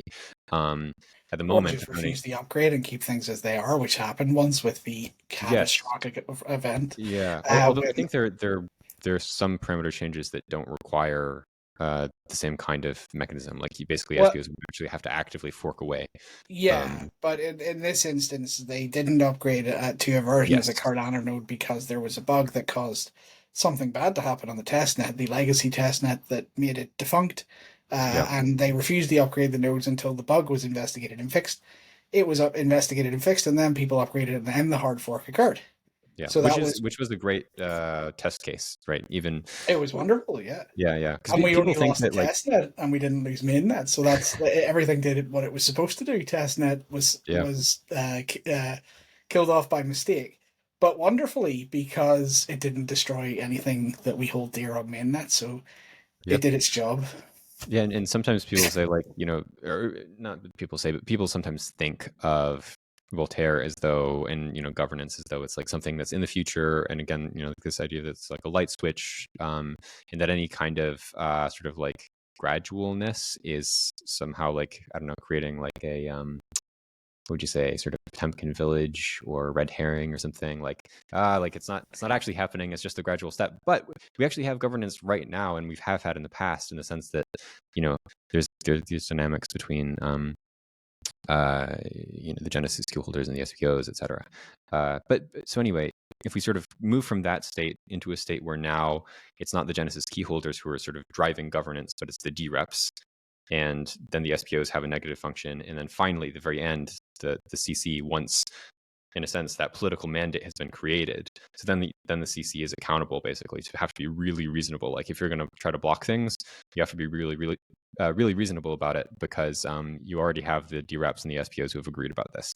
So you make that transition, and then you make the transition, say, of having a minority of the CC be not the founding entities, and then, say, after some period of time, you shoot the final target is to have the founding entities become the minority of the group. So you kind of have that progression, and that's kind of the final stage. Yeah. Yeah. Here's my concern with that progression. Sure. Is it more likely or less likely that the three founding entities will be voted out of the Constitutional Committee if they are the vast majority of a four-committee group? Or is it more Well, likely... I meant that you would update the parameters so that there are more people in the group. There are more what? So that there are more people in the group. Oh, no, but I'm saying, based on your suggestion of there being four total, and we assume that three are represented by the existing institutions, Yeah. then one is a community member, hopefully, in my opinion. Yeah. Then is it more likely that a no confidence state would be brought into effect in that 3 of 4 scenario? Or is it more likely that a no confidence state would be brought in them being 3 of 11? Would people feel more comfortable with them being in the minority from the start, or would they feel more comfortable with them being in the majority from the start? What would be the stake response? I actually, to be honest, I don't know. I think amongst the people who are more involved, at least I think, especially at first, there will be a stronger desire to get people from that wider stakeholder group into the Constitutional Committee faster, and more of them, so to be a majority earlier on.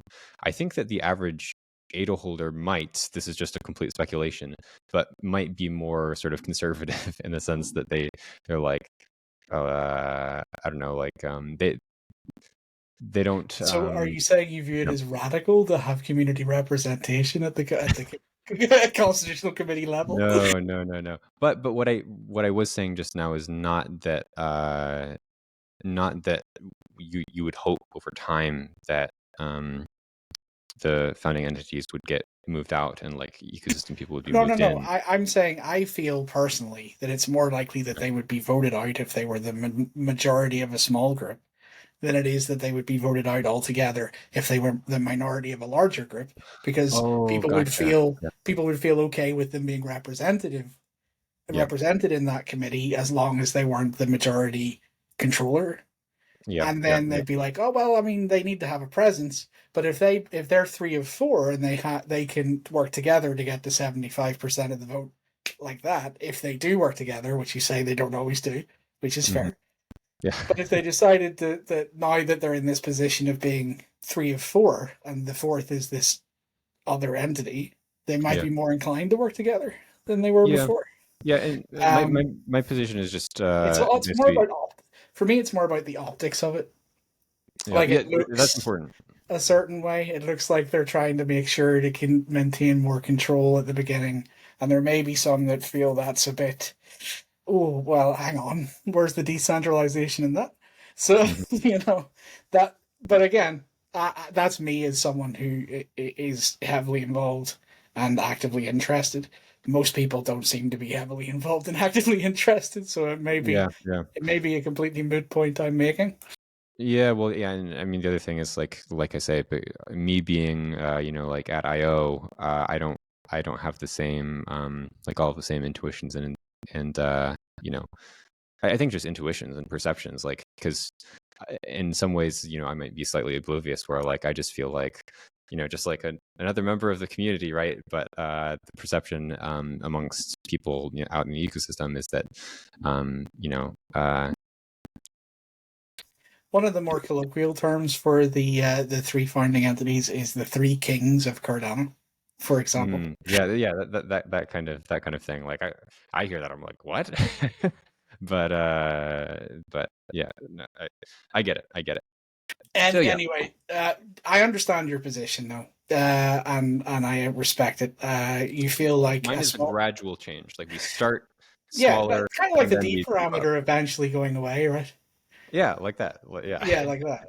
But like, But maybe it's not the same kind of thing. Maybe we need to do it faster.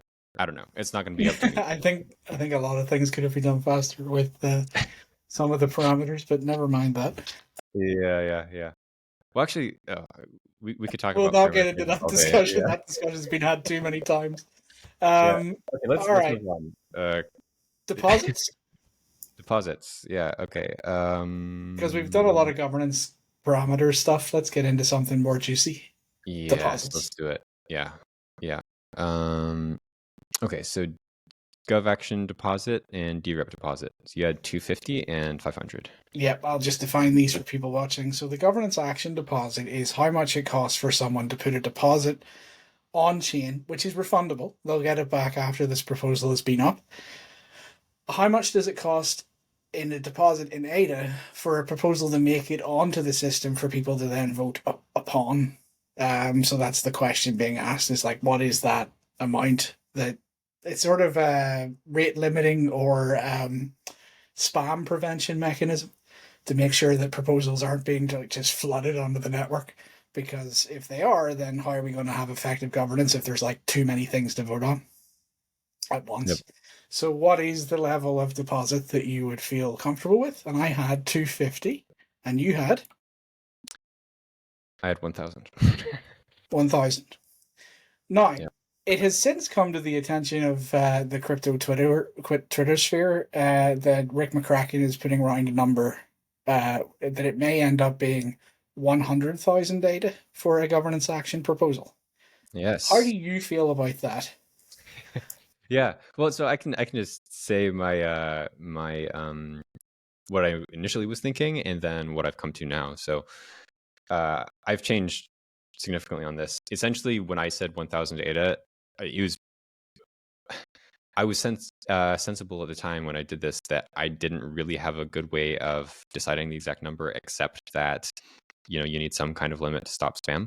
Um, since then, though, the dRep deposit, basically for the dRep deposit, I would put it as low as possible. Which, sorry, I'm kind of We'll jumping the do one gun at a here. time. So we'll do governance action for the time Okay. being, Well, if I do that's think okay. it's Because I just, what was your reasoning, or do you think they're intrinsically linked?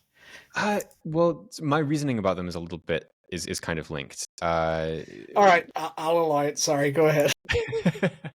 Well, do you want to since I'm dragging that in? Do you want to touch on My your? initial reasoning for a 258 a governance action deposit was based Yeah. more around a social thought than it was around a technical thought. And my thought was the distribution of economic wealth and level of access to ADA across the world is quite different, Yes. disparate. So I was trying to reflect a lower barrier to entry for people in less economically developed areas, for example. The problem with that, though, I've since come to realize, is if it's achievable in LEDC areas, as they would say in the 90s, it's extremely achievable in more economically developed countries to the point where it can be absolutely taken advantage of and spammed.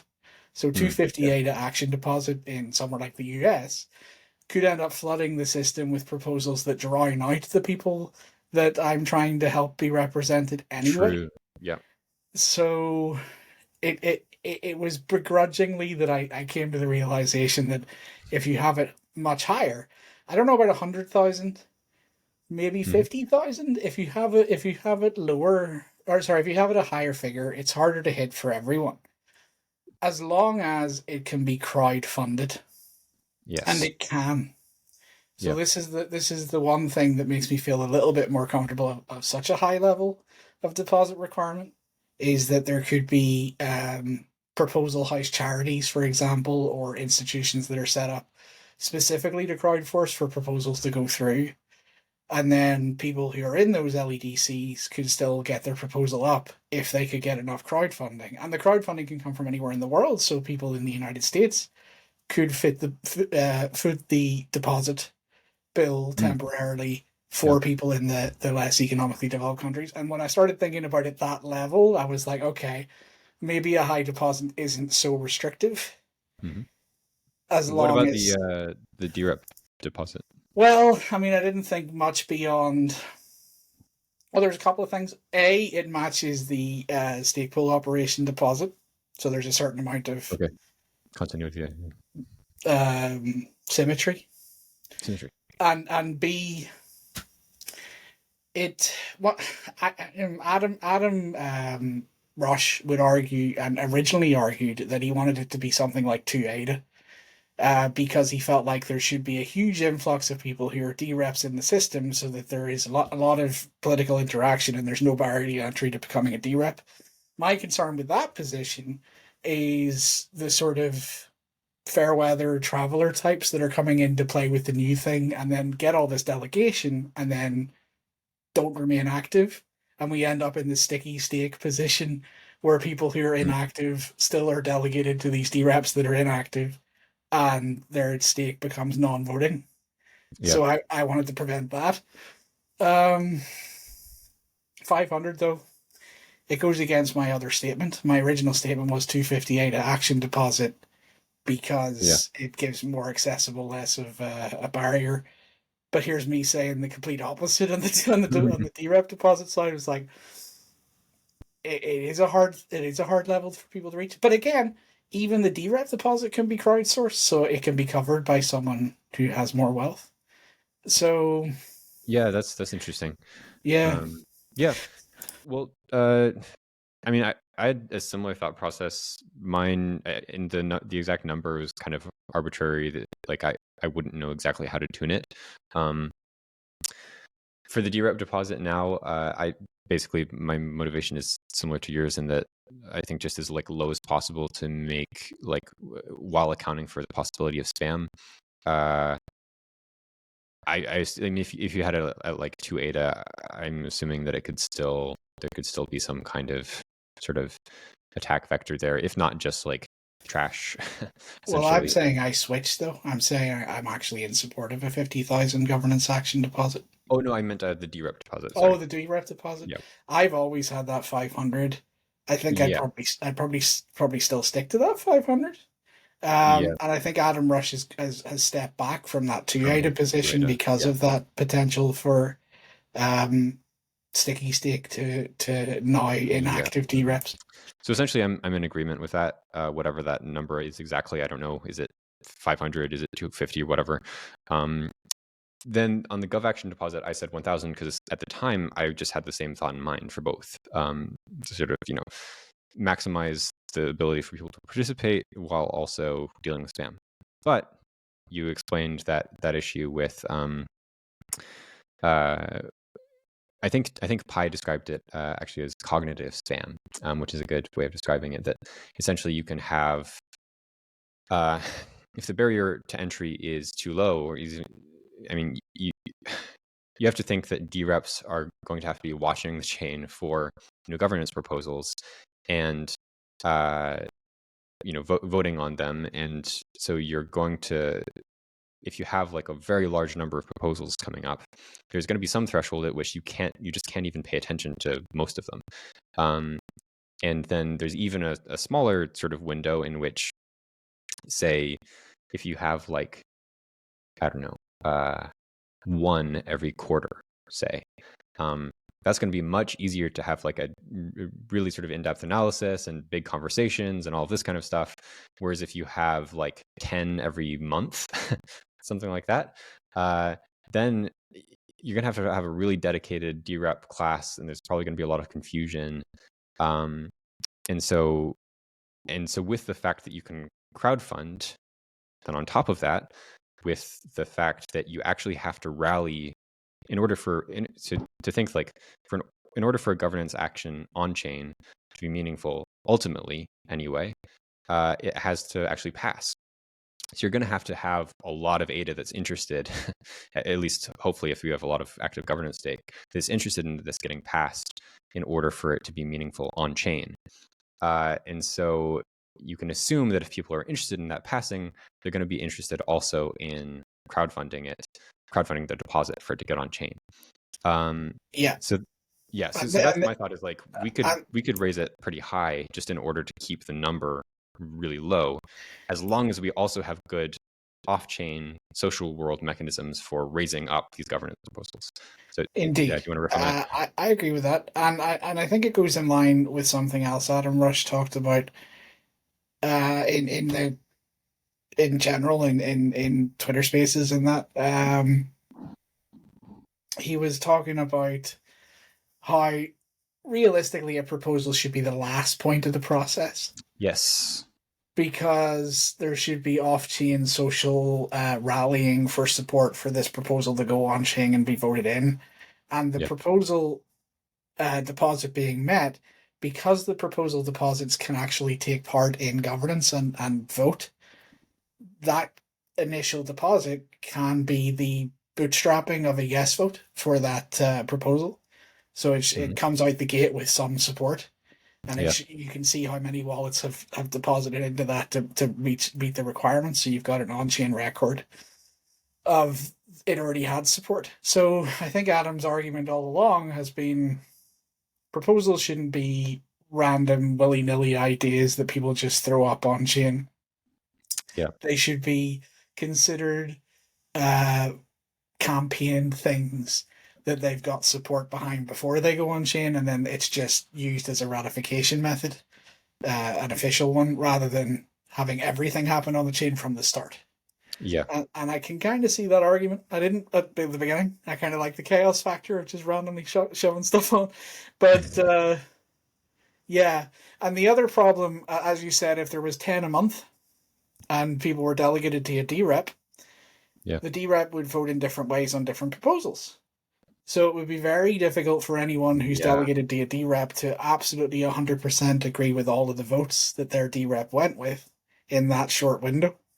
Yeah. So it would be very difficult for them to actually continue to support their dRep if they disagreed with, say, 4 out of the 10 proposal votes that they did. And then it might be very hard for them to even find someone who votes exactly the same way they would in all those proposals. So it might force them into a position where they have to register themselves as a dRep just to get their vote across. Yeah. So having a rate limit for how many proposals there are and how frequently they happen means that it's more likely that your delegation to a dRep is going to be in line with how you would vote, because there's fewer things they're voting on, and you can see if you agree. Yep. Yeah, that makes sense. I think we're pretty much in agreement there. So yeah, let's hit the next thing. What should we hit next? Well, there were the next complicated ones. So there was the network group, the economic group, the technical group, the governance group, and Treasury withdrawals. It's very complicated, and it might be worth another video. Yeah, let's do that for part 2. Let's do that for part 2. Yeah. All right. Well, then what's left? Lengths of time. So how long should the Constitutional Committee term be? Yes. Now, there's no term limit. People can be re-elected an unlimited amount of times. It's just how long can a term last before there's a required re-election or reaffirmation of that Constitutional Committee member. Yeah. So we both have 73, which is the equivalent of 1 year. Mm-hmm. So that's fun. So let's talk about that. So this, as I said, it's the Constitutional Committee. Once they're voted in, this is what is the maximum term length that they could possibly have. They don't have to have it, by the way. This is just the maximum. You could actually set it to be less. Whenever you're voting for someone, you could say, I want this constitutional committee member to only be in for 6 months Oh, before interesting. they're re-voted. And you could have like 9 months or different amounts depending. So you could have like a temporary, people could vote in a temporary committee member for only 3 months, let's say. So they can set that going in, like what their Whenever that. you propose it, you can set the term. So this Interesting. is the maximum term, not the default term. Oh, that's so interesting. I'm just thinking about like okay, so ancient Rome, like having a it's not the same at all, but they actually had I'm probably going to butcher this, but in their basic law, essentially, this role for a dictator. A dictator was actually a positive, in a sense, function of Roman government, which was if there was a crisis, you could appoint somebody to take complete control to deal with the crisis, and then they had to step down. This is the story of Cincinnatus. This was a situation where that actually happened. They were like, okay, Cincinnatus, help us, like take full control. He did, and then he went back to his farm after taking complete control. But they were always concerned because, like, what if they didn't give up power once we'd given it to them? And so, anyway, this is just interesting that in this case, you can give someone a much more limited power than dictatorship, Yeah. but you can set a time limit on it, right? Yeah. So whenever I voted on this, I wasn't aware of this. I've been educated in this. So I was Gotcha. assuming that max term length was everyone's term length, right? So I Yeah. put it to 1 year because I felt like, in my opinion, it's a good idea to get a confidence check on the system once a year or Yeah. every 73 epochs if we're going to talk in Cardano terms. So not necessarily a year. 73 times 5 days, just around about a year. But anyway, equivalent of a year. And I had the opinion, and it looks like you had the opinion, that checking in once a year and making sure we agree with the Yeah. current committee is a good idea. Um, Yeah. Same here.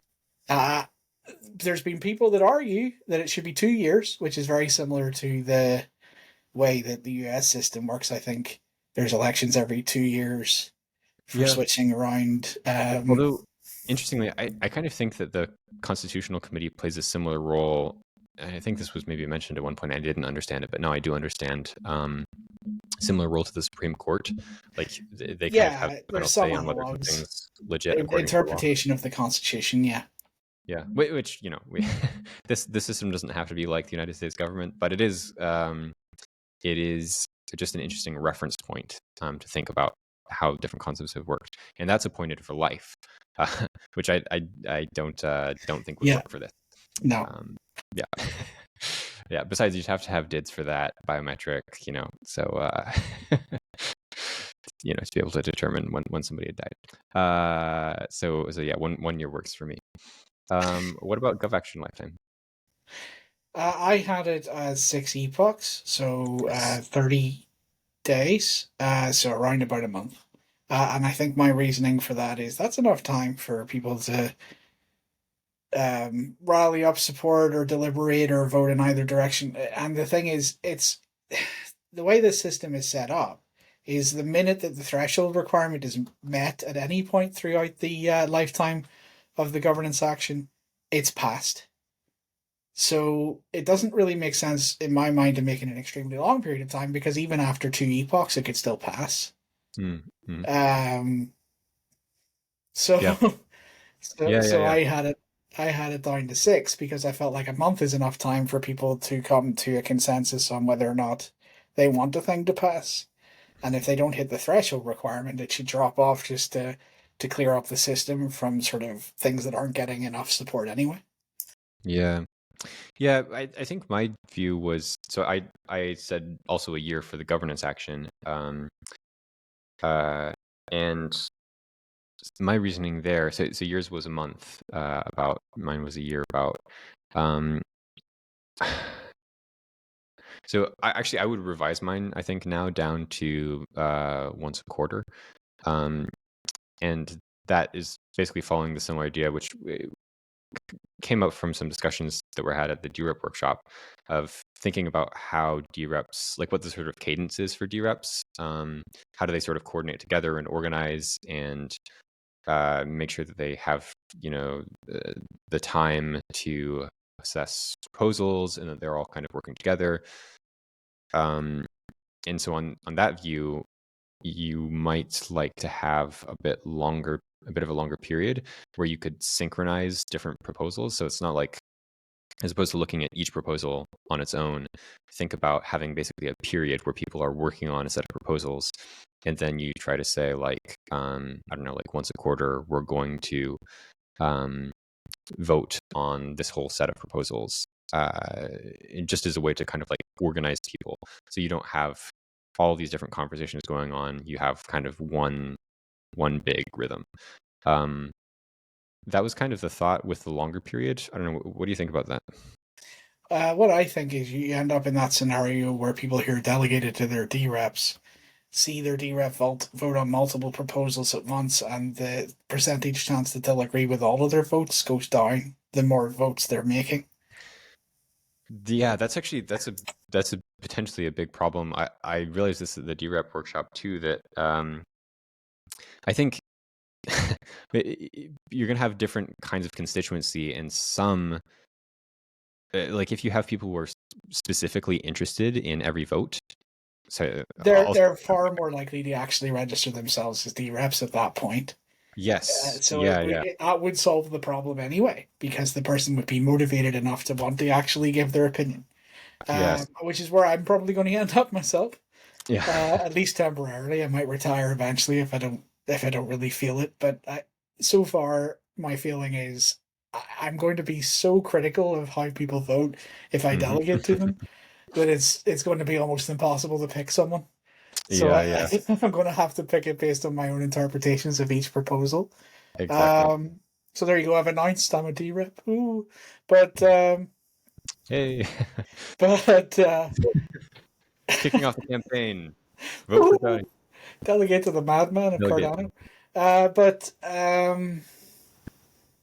Yeah, so that's my concern with far too long, in my opinion, governance actions, is that the overlap could occur to the point where multiple things are being voted on at once, and the potential is that people might get a bit like confused by who they're delegating to, because they might agree with like 4 out of 10 and disagree with 6 out of 10. Yeah. And you want that sort of cadence to be more dropping off on a more frequent basis, so there's less of a volume to work so out. I agree with the underlying sort of challenge there, which would be basically you don't want delegators to constantly be having to I don't think they would pay attention. I think they'd pick the dRep they like, and they may at the beginning pay a lot of attention to how they vote because it's the beginning. But over time, they might feel like they trust them, and then they might accidentally miss something they disagree with if there was loads of things happening at once. Yeah, so there's basically going to be like kind of a continuum between people on one side who are, we could say, the one side of the continuum is delegation based on character, say, and that can be pretty wide. Like you can think, okay, it's popularity, there's a lot of popularity or populist voting. Yeah. So it's seen not that in history. Yes. So it's not necessarily a value judgment. Like it could be character in like the sense of popularity, or because there's actually something good there. But they're basically like, I don't necessarily have an opinion about every single thing that happens. I just think that this is, a person whose judgment I will trust, even if it's kind of like, why do they vote that way? Oh, well, that's a good guy, good gal. I trust the way they think. I trust them, right? Yeah. And then on the other side, you're going to have people who have an opinion, and a strong opinion, on every single vote. And so on the far right hand of that continuum, unfortunate wording, but yes. Oh, say again? Unfortunate wording, but yes, the far right hand of that, yeah. Yeah. In non-political, regardless. One far side, the far interested side. On one end of the extreme. On one end of the extreme, you're going to have people who are essentially, they will always sign up to be their own dRep because they want to have an opinion on every single vote. There just wouldn't be a point in them delegating to somebody else because they'd have to assess whether that person agreed with them on every single piece. But then in the middle, you're going to get all these situations where basically people will have their own kind of threshold for like at what point they want to change their dRep because they don't agree, like they disagree enough, or they're like, that was a weird vote. Like, why did you vote that way? So for people sort of like, you know, farther over on this side, they might be changing relatively frequently. So anyway, it's just something to think about, that these people won't necessarily be like all the people who are just going to delegate to one person for their character, and like probably not redelegate unless they start to think that that person is a bad person. Like there might be a lot of people who are like, I don't think this is a bad person, I just disagree with them on these important issues, and so I'm going to change. So I think that's one of those areas where we'll see sort of the landscape develop. Like, what are the constituencies actually like? And the reason I go back to being a lower governance action lifetime, it actually goes back to Adam Rush's point that a proposal should hopefully be the end of a process. So there's enough support for it going in, and therefore it wouldn't need that large amount of time for it to be voted through, because there's already been this off-chain process where it's been promoted and discussed, and then there's been like big campaigns. Vote for proposal this. And if every governance action is 673 epochs, each time a new one gets added, there's a huge amount of additional overlap that happens for a whole year, to the point where it might become almost impossible to work out who you want to delegate to. I like that. That makes a lot of sense to me. I'm going to put another little note in here for our insights. Also, it would be harder to look at their voting record, maybe. Well, maybe it'd be the same. It'd be the same method for both, but I don't know. The overlap is just difficult for me. Push in the essential processes off. Okay. Yeah, so we have this like general kind of reasoning for setting a value, is that some values you want to put like you're going to create values that would potentially be unintuitive if you were thinking that the whole process has to happen on chain.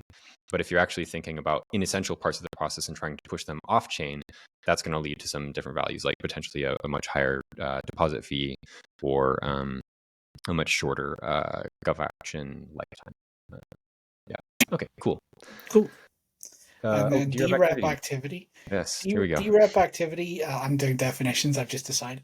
As you've seen throughout, dRep activity is how long can a dRep not have voted at all in epochs before they're considered to be inactive in governance and not taking part, and therefore have their delegated voting power turned into the equivalent of abstaining from voting altogether. So it'll take their delegated voting power out of the system to allow more decisions to be made. Because, and this may be something you do or don't know, even if a dRep doesn't vote, their non-vote is counted as having the same weight as having voted no. Yes, that is something I know of. Yeah. So that's good. But other people may not. So that is to say, you can make an explicit no vote to make it an on-chain record that you said no against something. But even if you're just inactive, let's say you're on holiday, if proposals are going up and you're not paying attention to what's going on chain, your inactivity is the equivalent of a no vote. So the question is, how long can that weighted no vote remain on chain before it should be cleared out, and the delegation of power going to that dRep is taken out of the voting structure until the people who are delegated to them either redelegate or the dRep votes again? Because the second they vote again, it refreshes and they go back to being active. Yeah, good point. So you put in here 2 months and approximately, and I put in here 10 days approximately. It all depends how frequently proposals are going on the network, really, doesn't it? Yeah. And so mine here, as measured against my gov action lifetime, doesn't make that much sense. Actually, when I did this, I didn't know that this was dRep activity was based on a vote. I just thought maybe there was some way to signal that you that you were still there. Well, the way to signal is vote yes or no, or even vote abstain. Voting abstain and saying you don't have an opinion on a proposal resets your clock and puts you back. So, if even if you don't have an opinion on a proposal, you can explicitly say that Yeah. I abstain from voting, or you want to recuse yourself because it's a conflict of interest or whatever. If you vote abstain, then your dRep activity counters reset and you can not vote on anything and have your no weighted vote Yeah. automatically happen. Or you can explicitly vote no and it will reset the count, or you can explicitly vote yes and it will reset the count. But you just have to do one action. And the second you do that one action within that activity period, it resets the count and you've got that same amount of time again. Yeah. So my thought on this, I didn't really have that much reasoning behind this at the time, because I was basically just like, okay, dRep should stay active.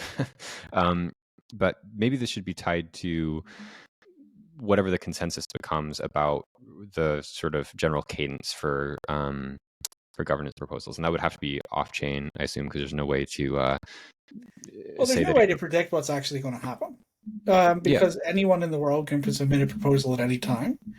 So there's not going to be a social convention agreed upon across the whole world about how often proposals turn up.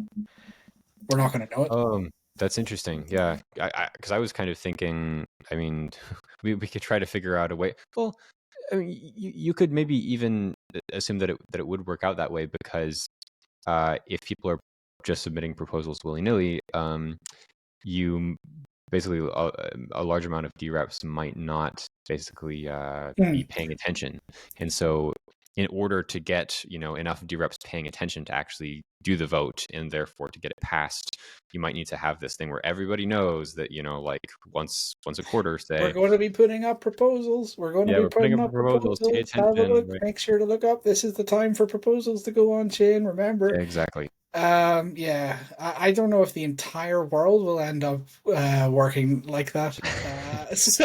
Like, you might have some people that I think there'll be conventions in certain areas, certainly, where there is this, especially in English-speaking areas, like that there'll probably be some consensus around like schedules and times. But there's whole swathes of the Cardano community and ADA holders that are in completely different non-English speaking countries that could have a whole other set of, principles and or political ideas about how things should be run. So, you're not really going to know. But the reason, anyway, that's a whole other discussion. But the dRep activity, 12 epochs, the reason I put it in as 12 epochs 2 months. The reason is I like that the default is weighted towards no. I like that it's harder for things to pass and that the thresholds are higher, effectively higher, because even if you don't vote no, you still have to hit the threshold of the overall active dRep. Just to reemphasize that, so you're not just removing saying like bad dRep for being inactive. What you're doing is actually making it easier for other votes to pass whenever you remove those people. Exactly. So I gave a buy ball of 60 days because I was like, that 60-day period is good because it's enough time for them to actually do something, hit abstain, hit no, hit yes. But it's also enough time to make sure that things are still more difficult to pass. And I think things should be more difficult to pass as much as possible. And if you have the dRep activity being too low, you'd have all of this stake weight vote just drop off, and it would become easier and easier to get to those higher threshold percentages. Yeah, that makes sense. I would say I would agree with that. And trying to optimize for that. The other thing that I would optimize for would be having it to where, like, basically, if we're thinking there's maybe going to be roughly, and I keep going back to this, but like say 4 periods a year where different conventions say that we try to get together and vote on things and really have discussion about this, say 4 times a year, then basically dReps shouldn't be like the activity should somehow be tied to that sort of general number. So like basically if 2 of those cycles go by and the dRep hasn't shown to 2 of them, say, then at that point they can get kicked off, so they're not slowing things down. It sounds to me like you want to make it longer than 2 epochs then. Yes. Oh, yes, yes, yes. This was, yeah. I wasn't thinking that carefully about it when I put it on this That's first. okay. It's fine. Yeah, so I what did would you think put it carefully to about now? some other If elements, you but think it should be a quarterly, if you're thinking it should be like a quarterly system, and you're saying you give a leeway of 2 quarters, then that would be what essentially half of 73 bucks would be their activity period before they would drop off. Is that right? mhm, yeah, Yeah. Well, that's a good long time for the no wait to be in effect. yeah, very So true. I mean, I'm happy with that. Yeah, But yeah, I think 60 days gives them more of a sort of nudge to actually be active because they know the clock is ticking. I think yeah. 2 quarters or half a year might make them forget that they're actually a dRep to some Yeah, extent. that's true. That's true. Yeah, I mean, maybe then I might change it to. I mean, actually, to be honest, I like. So imagine that we have the quarters, the quarterly sort of social convention. Proposals, submissions, yeah. Yeah, yeah. Then then having it be 2 months gives you 2/3 of that period uh, in which they need Yeah, to. and any single action resets the clock, so even Yeah, just one that'll abstain would just give them more yeah, time. yeah.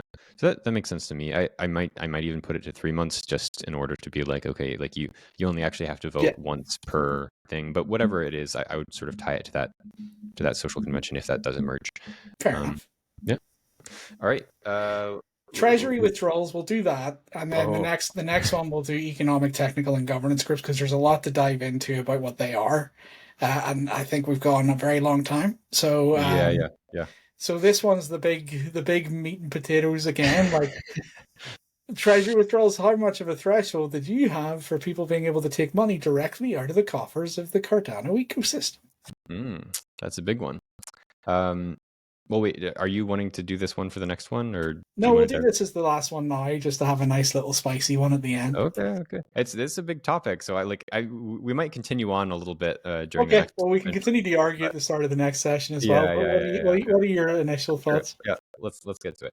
Um, now I'm trying to remember. I want to try to predict what I have before I go look. I think that see if I can completely change, but I think I would try to make it basically easier for. Well, let's check who has to be involved here. So Treasury withdrawal. So it's the Constitutional Committee and it's the dReps. Yeah. So the Constitutional Committee is going to be whatever we set it as in our other in our Constitutional Committee parameters.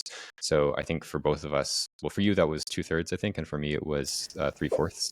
Yeah, so it was 63.63% Yep. repeating. Yeah. But that was 7 members out of 11. Right. 11, so Yeah. it encourages more debate. We've had that discussion. Yep. Yeah. Yeah. Which I might be. I might be fine with that. So I'm not necessarily against that. But dReps. I think it would probably just be a majority. Let's see what I did. Where is that? Artwork initiation, treasure withdrawal. Oh, 60%. I wonder why I did that. I think I just wanted it to be slightly Yeah, harder. more Because than a simple, but not a super. yeah. Which this is super majority, just more Well, than I mean, 2/3 there's different political stances definitions. on what supermajority means, but for the purposes of the governance parameter working group, we've defined a simple majority to be 51%, a strong majority to be 60%, a super majority to be 67, a mandate majority to be 75, and Ah, what we've defined as a constitutional majority to be 85. ooh, nice. I like that. I don't know. You could potentially quibble with some of those numbers if you with the Oh, related and believe me, we have had lots of discussions back and forth Yeah, yeah, about what those things should be, but that's what yeah. we've settled on. Yeah, hey, that's what the deliberative process is about. Um, yeah, so basically, I wanted to make it so it's the DREP's job. One of their major jobs is to figure out what to do with Cardano's funds and to drive Cardano forward through into its sort of fullness of its vision, right? And you need money to do that, so you shouldn't make it like really hard for DREPs to do treasury withdrawals. That said, the Treasury is a very strong incentive, and there will be a lot of incentive to, take as much as you can from it. So we don't want it to be just like easy either. So I'm just kind of split there with 60 with a strong majority, I guess. What about you? I had 75%. I had 75%. a mandate requirement, Yes. and I was like, the Treasury is something that is going to exist for a finite amount of time, perhaps, because there's monetary expansion and it runs out eventually. There's taxes on this is a contentious word, but taxes on transactions, right? Maybe they're not necessarily taxes, but this is what people use as a colloquial term. There's taxes on transactions, but at the moment there's also taxes on the rewards that get distributed to the SPOs. So the Treasury's Wait, do you mean like fees within the protocol, or are you talking about whenever governmental? the SPOs get their rewards, 20% of those rewards go straight to the Treasury before it Yes. then gets divided between the SPO runner and its delegators. Yeah. So people call that a tax. There's contention, but I think it makes sense. But yeah, it's a different kind of tax, but it still proves a similar function. It's a huge debate. But the point is, 20% of the money that's going as the initial setup phase of rewards to SPOs before it becomes solely based on actual transactions, 20% of that is going to the Treasury. So the largest amount of money that will ever exist in the Treasury is at this point in history, in my opinion. Unless we get to such a high volume of transactions that we get to the equivalent of the... Yeah. Maybe we will. But but if we don't... Adjusting or controlling for valuation of ADA, right? Well, I'm talking about just in ADA terms. Yeah. Like the amount of ADA that exists today is probably going to be the highest level of ADA that will exist in the Treasury coffers, because it's been taking that 20% from the rewards that were part of the bootstrapping phase, let's say, or a better term for, I don't know what the term is, but the money that's been coming out of the reserves, they're going to deplete. The reserves will end, and then the only thing left will be the percentage of fees that's taken on actual transactions, which means that at that point, I feel at least that there'll be less money in the Treasury because it's no longer based on the reserves plus the transaction fees. Mm-hmm. So, because this is the highest level in my mind that we'll have it, it's the biggest opportunity we have to distribute that money.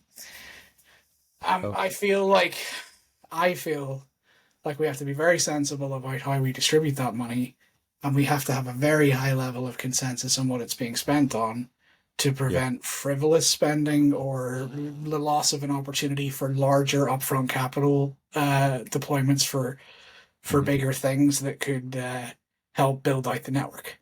Yeah, I just want to. I agree with that. So far, I just wanted to pick you up on one thing, which was you said that now is the highest amount of ADA that there will be in the Treasury. I feel. I don't know. I thought you were saying that because we'll start to spend it, right? But if we don't spend the Treasury, I'm saying that the sustainability of the Treasury is we've had a lot of additional boosting of what is in the Treasury from the initial phase of the rewards coming from reserves. And once those reserves are gone, the only source of the Treasury's sustainability will be from the transaction fees themselves. Yeah. So they won't have that additional boost going into the Treasury of a percentage of the rewards from the reserves. Mm-hmm. So once you get past that phase, so it's the rate of the rate of the Treasury expansion or addition is going to go down. Unless the transactions come up to be in line with which is the whole hope of the cryptocurrency ecosystem in general. We want the users, we want the transactions, we want the fees to make up for the reserves. The idea is that hopefully your spending through the Treasury is going to improve Cardano such that there are more transactions and therefore more fees. Yeah, so because we want, in my opinion, we want to maybe prioritize those things that are higher upfront costs in order to help boost the potential for the increase of transactions. it makes sense to me to have higher consensus levels, because I feel like you're going to get higher consensus for things that are actually going to improve the ecosystem and the chain itself. Mhm. And if you had that consensus level Yeah, too yeah, low, you might have more what I would view as more frivolous things maybe being yeah, paid for, and that's I'm fiscally conservative. I may not be the best person for this, but yeah.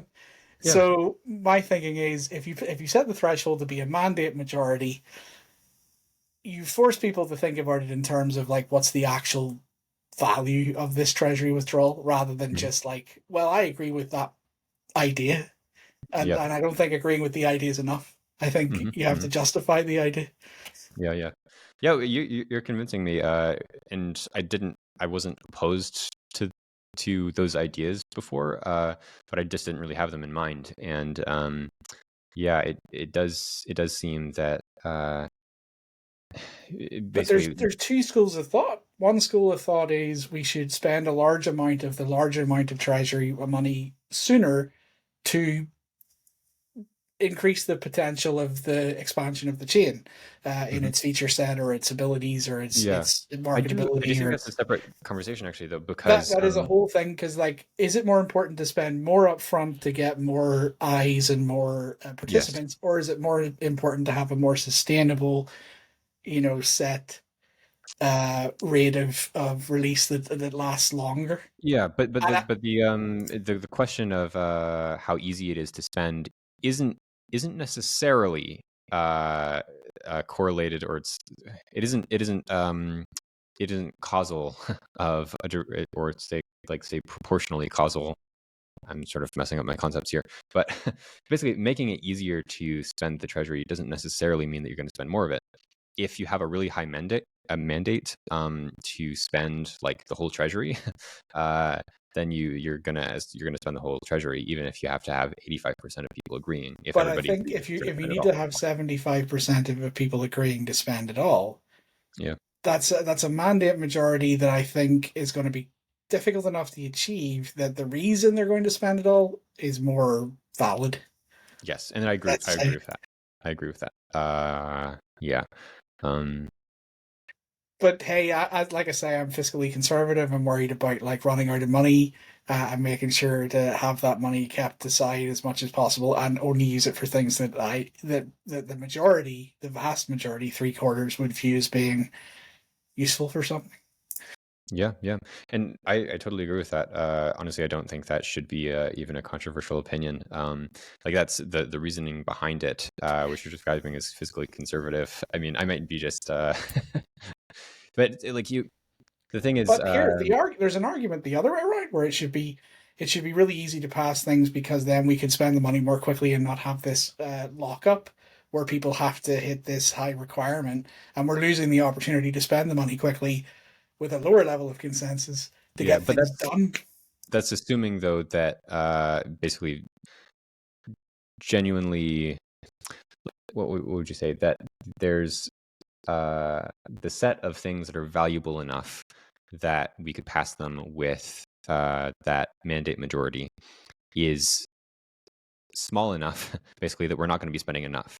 But I think that the things that everybody can agree we should do, there are enough of those, and they cost enough that I think that costs more proportionally. The things that everyone agrees we should do will probably yes, be the most expensive thing. That's the way I view it. exactly, yeah.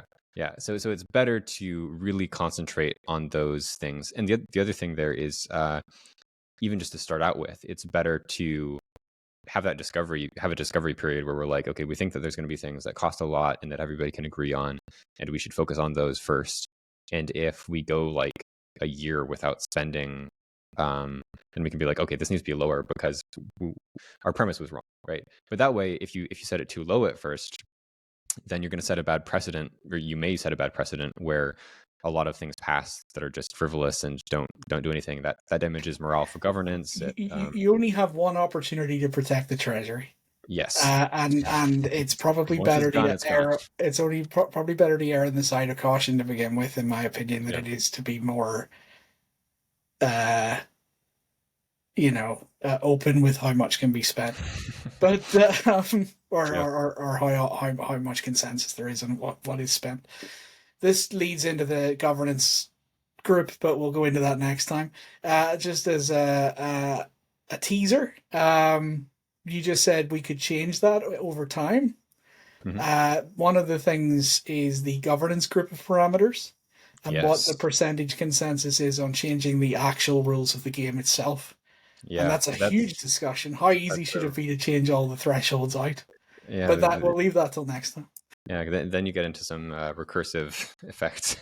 Oh yeah, because well, we'll talk about that. But if you set it too We'll low, talk about then it. Yeah. none of these rules mean anything, right? Because they can always be changed. Anyway, that's for the next time. Yeah, yeah. All right. Well, good stuff. So if you've been watching, if you followed us all of this way to 2 hours and 30 minutes, actually, it's probably going to be a little less than that. There'll be a little bit of an edit where my mother came in and asked me to go to the shop. I got her some chocolate, but I couldn't get her the Vita bread or the muffins until tomorrow morning. Yeah. And she's okay with that because it's for breakfast tomorrow anyway. Yeah, so you'll have to tune in next time to find out, I don't know, the next installment of the trip to the corner store. Yeah, okay, so yeah, good stuff. All right, well, great. Thanks, Johnny. We will stop the recording now, and you have to stay on until it tells you that it's 100% uploaded, or at least leave the tab open. All right. Be close to that. When is there an indicator when the recording stops?